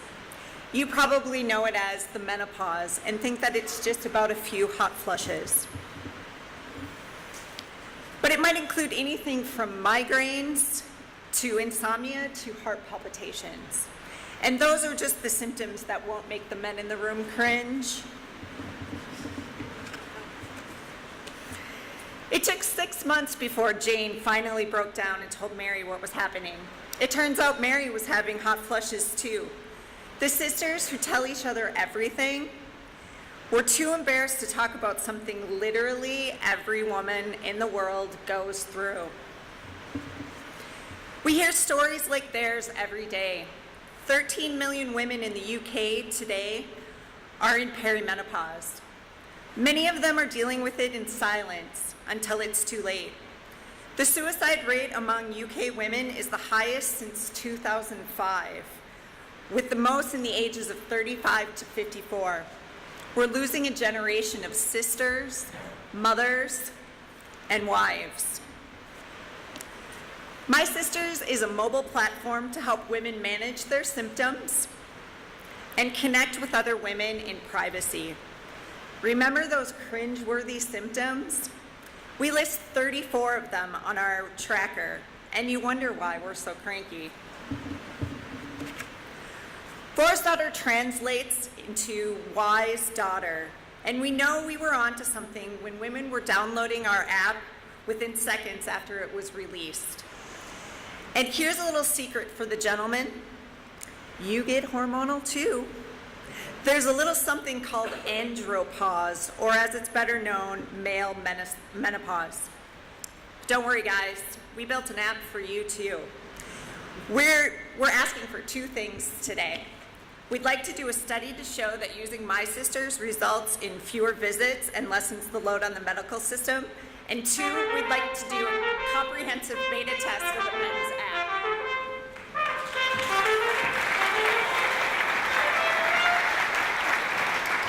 Well, you're well done on sneaking that bit in at the end there. That was good. Thank you, Cheryl. Any introductions we can do to anybody in any of those industries? Okay, fab. If you just stand in front of the lectern. Sorry. She's back. All right, yes. And any introductions we can get in any of those industries. Brilliant. So how are you going to make sure that your app is the go-to app for women who are starting to get the symptoms or issues related to the perimenopause? Right, so yeah, the tracker is just one piece of it. We really want to build a community and that connection between women. It's very isolating to be having that condition or having symptoms and thinking you're the only one that's experiencing it, when literally there are millions of other women going through it at the same time. So yeah. Brilliant. Well, thank you so much, Cheryl. Round of applause for Cheryl from Horse Starter.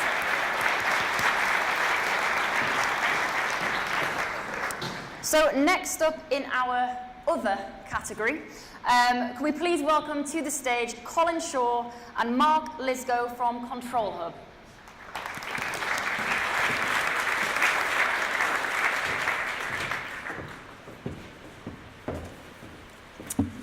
Afternoon everyone, my name is Mark Lisco and my name is Colin Shaw. I started life as a labourer on building sites over 30 years ago. After lots of study and hard work, I progressed to the point where if you look out the window and look at the Crown Plaza Hotel and car park opposite, my company constructed those masonry packages on those projects. I have 4 to 6 of these typical projects on at any one time, and as you might imagine, this involves a very large amount of administration and a huge amount of risk. 5 years ago, I came up with an idea for a simple tech solution to make my world safer, smoother and less stressful. I asked Mark for his thoughts on my system, as I've known Mark since being this high, and as him and his business partner Simon run a utilities and civil engineering company and would have similar issues than myself. He immediately recognised the scale of the concept, and we spent the last 4 years developing that concept together. So what is Control Hub? Control Hub is a modular, web-based operational management system. It combines real-time health and safety assurance with real-time in-field data capture. It's a single integrated platform that runs operatives, fleet, plant, equipment, projects, forms, policies. It even runs entire supply chains. It drives a proactive approach to health and safety management. It saves lives at work. It improves safety and well-being culture among its users. It significantly reduces non-productive, non-revenue generating admin time and costs. We established our own companies. We then took it to our biggest client, a major UK gas distribution network. It's business critical software now. They've been using it for 2 years. We've done all this while still doing our day jobs. The platform is immensely scalable, it's enterprise grade, and it has application across multiple sectors. Its modular build makes it extremely agile. We can add new features, workflows, forms very quickly, very cost effectively, whether that's through our own development roadmap or at a client's request. Everyone that we show Control Hub to was extremely impressed, but we aren't a no-name yet, and we don't have a 5-year trading history, and we don't have a multi-million-pound balance sheet. So, what is our ask of you today? We're asking you to open boardroom doors for us. Our experience, unfortunately, will be one that's common to many people in this room. Procurement processes and risk-averse middle management are preventing small, innovative businesses from being heard at the right level. Corporate boards, government departments, they express commitment to innovation, but then tenders ask you for whether your established name or a minimum turnover level. We need the opportunity to showcase our platform to key decision makers who have that wide view across the business and across the supply chain. Let me stress, Control Hub is not a gamble. We have a 2-year successful case study with a blue chip client, and we are ISO 27001 certified. With the right doors open to us, we genuinely believe that Control Hub will snowball and achieve its true global potential. Thank you very much for all your time today.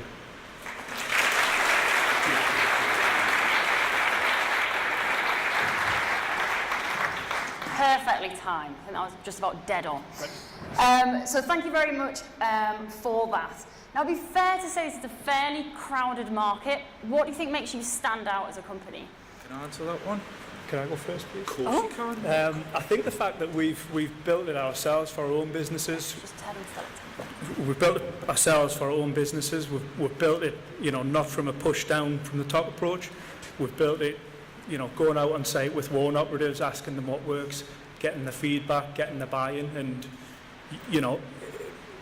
the guys on site, unless it makes their life easier, and unless it's easy to use, they're not going to use it. But we've done all that hard work. We've got the 2-year case study. We just need people to listen. Brilliant. Go on, let him have a go. Go on. That's the first time I've I've never been quite like this.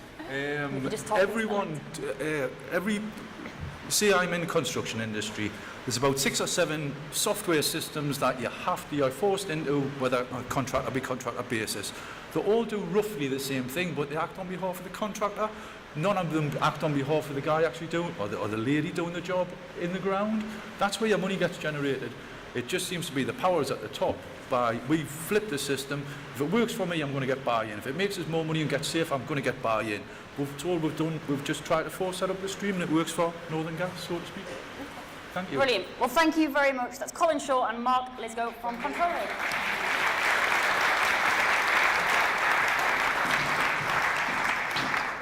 So it is now time for our last pitch of the day. So our final category is smart cities. And can we please give a massive round of applause for going last especially. It's Renee Perkins from City Mars.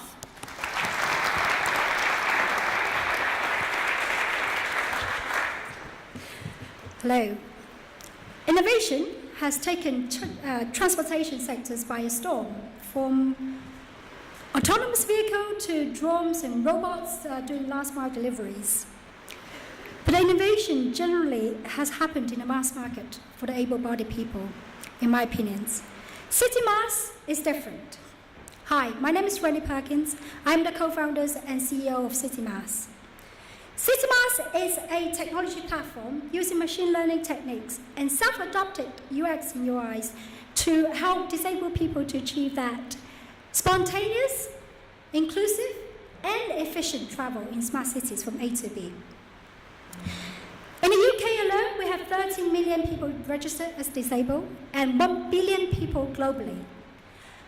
And in the UK, the purple pounds per annum per household is £250 a year. And with aging populations and hidden disabilities, this market segment is growing rapidly.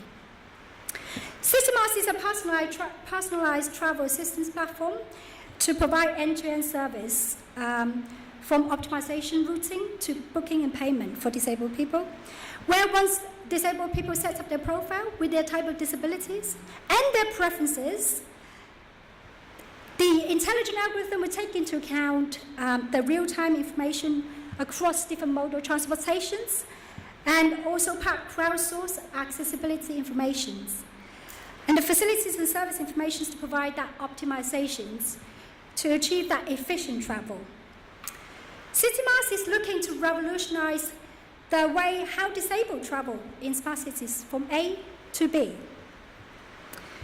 It crowdsources accessibility information in a real time and in a fun way, and engaging disabled people to encourage them to get out of the house, to have fun, and empower disabled people to contribute back to the community and help each other to overcome the daily travel obstacles, increasing their independent living confidence.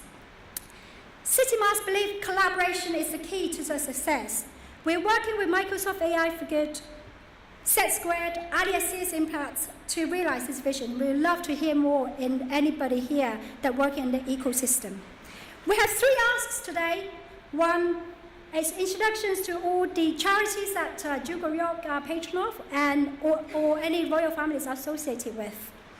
2, introductions to TfL, London Mayor Office, and any public or private transportation service and organizations.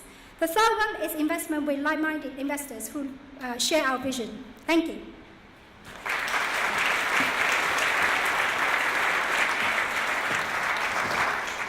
Wonderful, thank you very much. And again, really, really well timed. So you're already working with some really interesting organisations.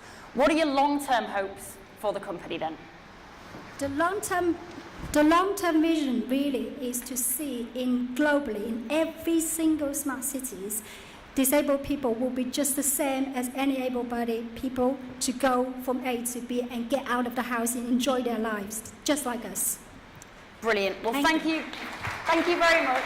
Well done on going last. That's Renee Perkins from City Mass. Come on, Billy. You said the wrong word. That wasn't my right cue. That's the end of the pitches. Another big round of applause for all 14. Didn't they do great?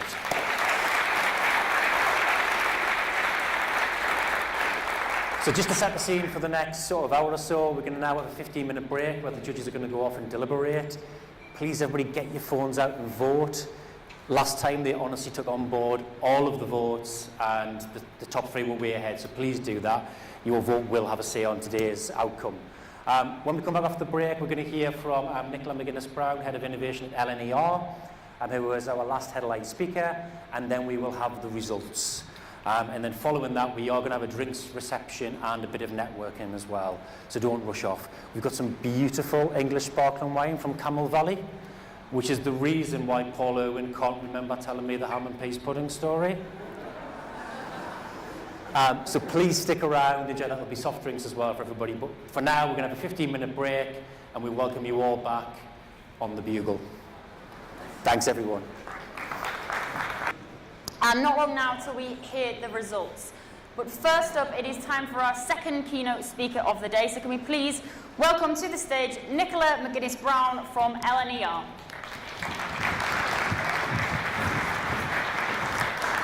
Hello, hello, hello. Thanks for having us. I mean, whoever saw Geordie last in a coat on an afternoon, I'm not going to lie, I'm freezing, so I am keeping it on. I've been assured that I look smart enough that we can get away with it, yeah? I'm getting a nod, that'll do me. So hello, I am Nicola, and I am from LNER. First off, a little bit about me, just so you can get to know us a bit better. I am a very, very, very proud Geordie. So to have this happening here today just fills my heart with pride and happiness. And to see everything that you guys have done, to get up on this stage and speak to everybody and tell them all about your innovations, it's just absolutely outstanding. So huge congratulations to each and every one of you. Now, I am a proud Geordie, absolutely, but I also have what I consider to be the greatest job in, I was going to say rail, but I think actually the world. I'm the head of innovation. Yeah, fancy, innit? And that means that I am not an entrepreneur. Please do not put me there. I am not one of them. They're fantastic. I am a facilitator of innovation, a cheerleader of change and transformation. Me and my team take change, we take transformation, we take startups, and we bring them in our organisation and we help them flourish. And it's quite a journey we've been on, a journey I'm going to share with you today. So, why at LNER do we need to innovate? We're a transportation company. We're the rail sector. We take you from Edinburgh to London. We have 21 stations in the north alone. We have a lot more than that in the entire line. I'm looking at you, Lucas, how many we have, but it's all right. But ultimately, we have an awful lot of competitors, and our competitors aren't necessarily other train operators. Our competitors are the airlines and what they're up to. Our competitors are these new ones behind us.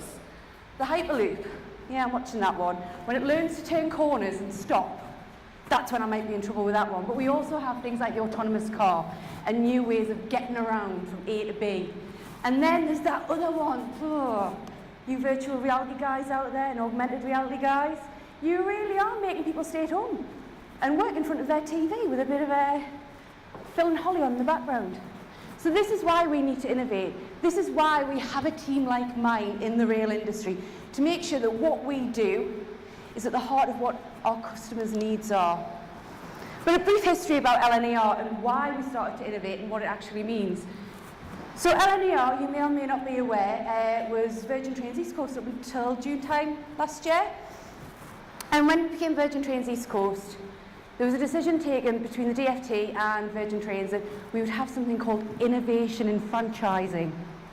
Yeah, fancy.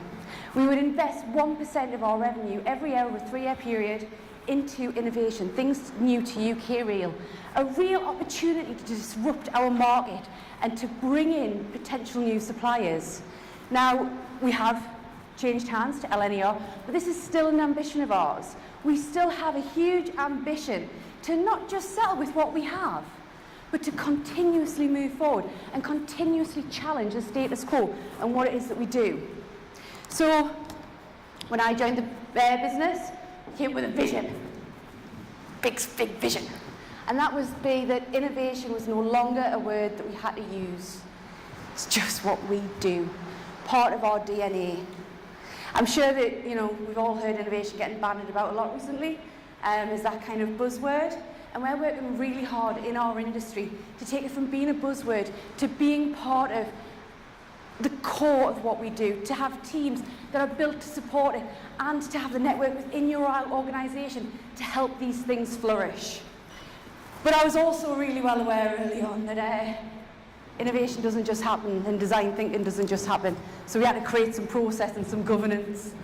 For people like me, I'm sure you can be aware process governance isn't necessarily my thing. So I brought a lady in who, governance, she loves it. And she created our 4D model. Something that allows us to take something from a concept, when you guys come to meet us, through to defining what it is we need as an organisation to bring a concept through to designing it, who needs to be involved, what does that look like, which teams, how, when, and everything else. And then lovely Joanna delivers it for me. Thank you.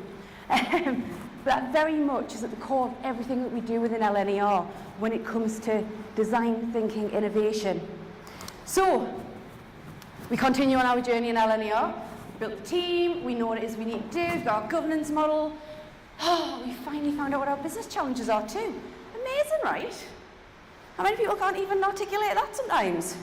We got there with that. We worked with all of our team to understand it with every single part of our organisation, from engineering through to CX, through our social teams too. And it was at that stage we thought, right,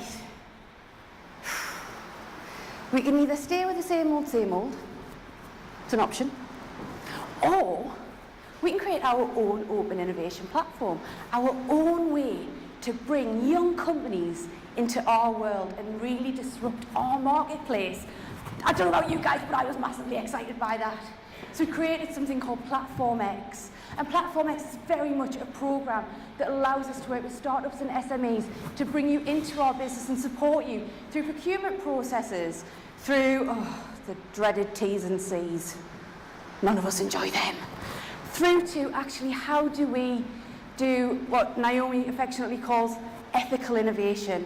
Not just bring you in for a short period of time and work with you just for a very, very limited piece, but actually, how do we bring you into work with not just us as LNER, because I am wider than that, we do more than that. How do we bring you into the rail industry, then transportation, because that is just as important. Now, we've had a few little Platform X's along the way, we've had a few winners along the way, we've had some fantastic times, but we were very lucky. We were sponsored from the top. With Mr. Branson comes an awful lot of PR. So, you can imagine that, can't you? When you see your team plastered all over his Twitter and LinkedIn and Facebook accounts. Very proud times. So you would think, innovation companies, it's an innovative company, how hard can it be? Well, let me tell you, it was not all plain sailing. And I hope that some of what I share with you today will help you when you're trying to look to work with an organisation like me. So let's start off with the expectations of my business, me, my team, and everyone else in between. And this is the day I came dressed for the job I want, rather than the job I have. The superhero, the person that would come in, get the challenges, say, look at all these companies that can support us with that. Look at all of these companies who want to work with us. And my business would go, brilliant! How quickly can we do it? And I'd say, oh, bear with us. And they go, all right, okay. So we had big expectations on us from our Platform X, working with startups. And then we had the stark reality as I started to get into it.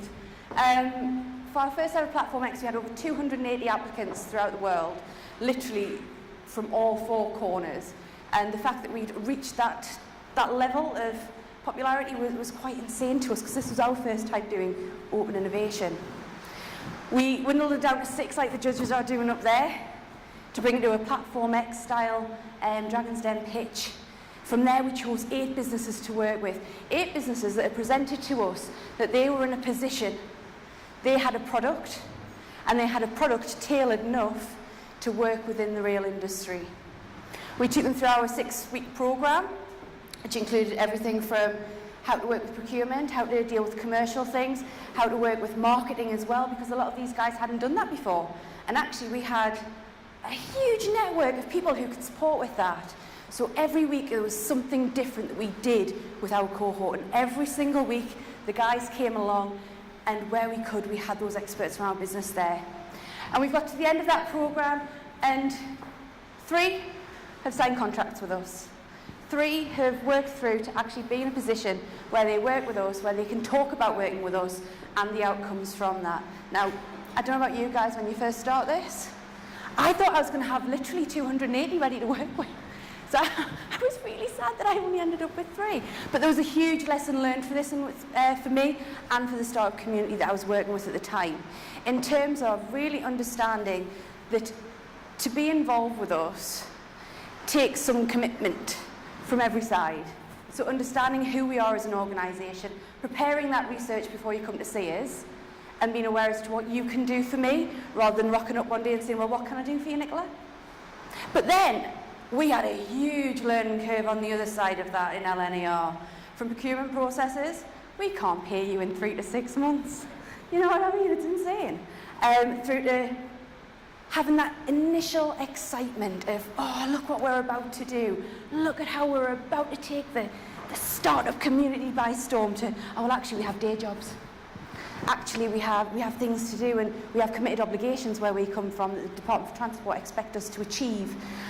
So for us, it was really about, if we want to do this again, how are we going to set ourselves up for businesses out there who are looking to get themselves started in the startup community, looking to really engage with that. My question for you would be, get your own house in order first as well. Make sure that you know what it is that you want to achieve, and make sure that you have set the processes and the teams and the time to one side to do this and to support your cohorts as you bring them in, because it is only that way that you can both be successful together. So that is my ask for these guys here today. So, we have been on a huge journey.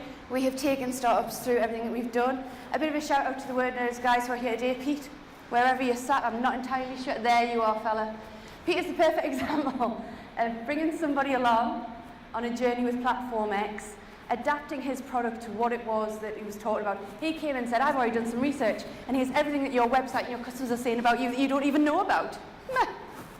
Yes, he did. My MD remembers it like it was yesterday. And Pete then came to Amsterdam with us to World Rail Fest and won the Dragon's Den pitch there. Now, I believe there's about 30 startups in total, dwindled down to 5 to actually pitch on the day, and then Pete and the Word Nerds guys won. So in terms of what big business can do for the startup community, it is massive.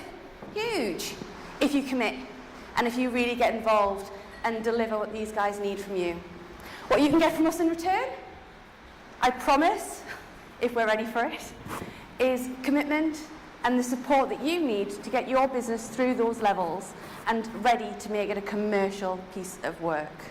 So we are only at the beginning of our journey, even though we are 3 years in and we're still learning as we go. But we have a commitment with our ecosystem of innovation and startups. But we're remaining agile enough to bring people in on this journey as we continue to go through it.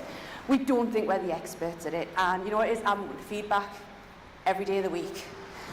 But seriously, if anybody in this room today has anything that they think they can help us fix in the rail industry, me and my team are here. Please come and find us. You know, we want to innovate and we want to make sure that the rail industry is at the forefront of that. I'm Nicola, thanks for listening, and good luck to everybody on the results.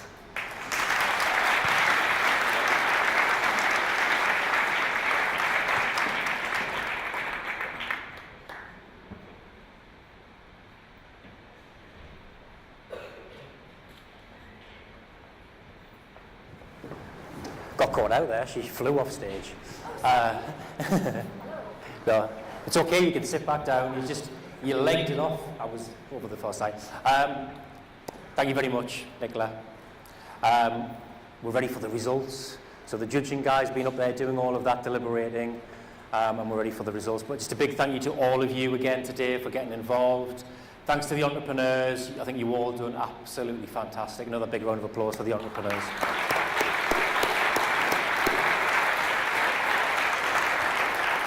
So now I can say she's ready. So I'm then going to welcome Amanda Thirsk, who is one of the directors from Pitcher Palace.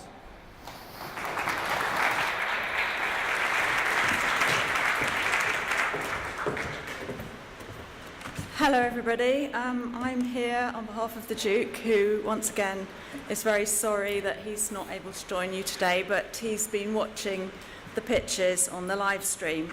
And to the entrepreneurs, he says, wow, that was incredible. Each and every one of you were brilliant, and thank you for coming here today and pitching and taking the time. We will support you. Thank you to my judges over there for your support, and I know that you've all got lots of ideas as to how to help the entrepreneurs, and we're very grateful for that. Firstly and finally, as I should say, a huge thank you to the team here at Sunderland Software City and the Digital Catapult. You've done an amazing job. I think when we came to Sunderland 2 years ago, we said, Billy, that you did the best on tour ever. And I think you've definitely exceeded yourself this time, and a huge thanks for taking us to new highs.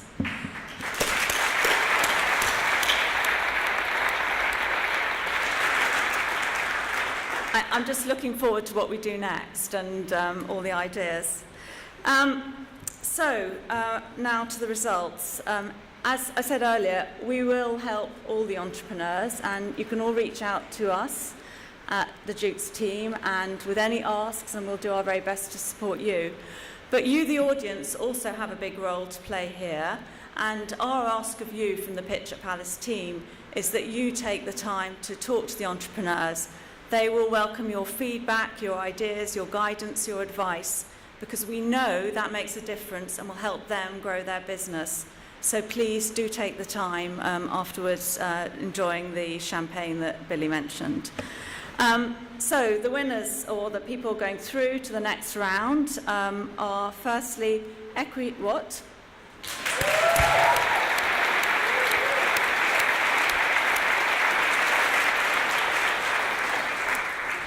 Canny.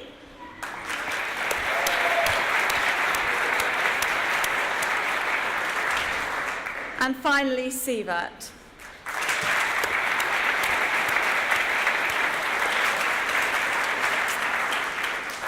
Congratulations to you three. I feel confident, having heard the pitches, that we will see a number of others with us at boot camp. But again, a huge thank you to everyone. And I just wonder if we could ask the entrepreneurs to come up, and we'll have a group photo of you all for the Pitcher Palace team. Thank you.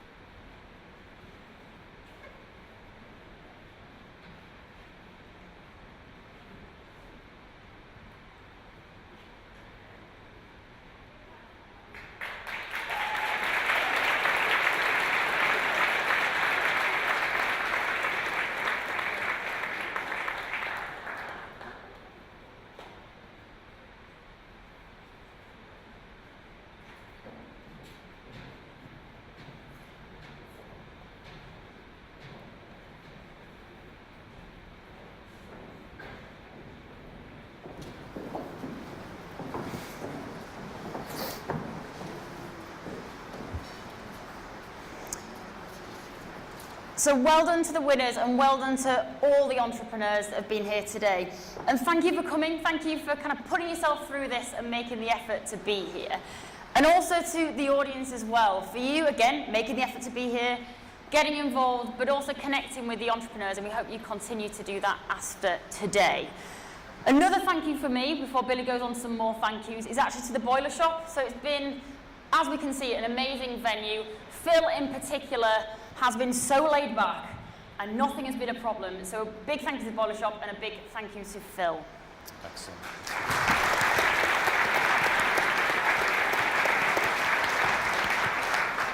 Last couple of things from me, just while I'm being assured that they're pouring these drinks at the speed of light. They're better because I need to get there quickly. So big thank you to the Digital Catapult North East and Tees Valley team, who have all worked tirelessly on this event, supported me, just done what's been asked, and just in the blink of an eye it's been there. A couple of unsung heroes here. So we've got, there's somebody who's at an event who just makes things happen, and just, lunch arrives, drinks are there.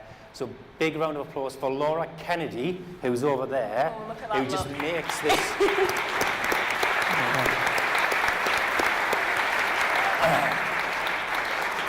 She just makes mics appear and all that kind of stuff.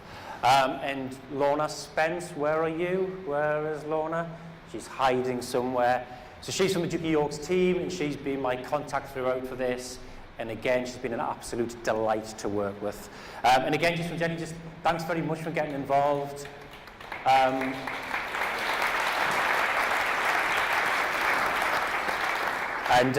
Amanda, thanks for letting us do the event again, and we will definitely take you up on doing it again next year. So again, yeah, enjoy, come and have some drinks, please stay around, don't rush off, and we'll see you all again soon.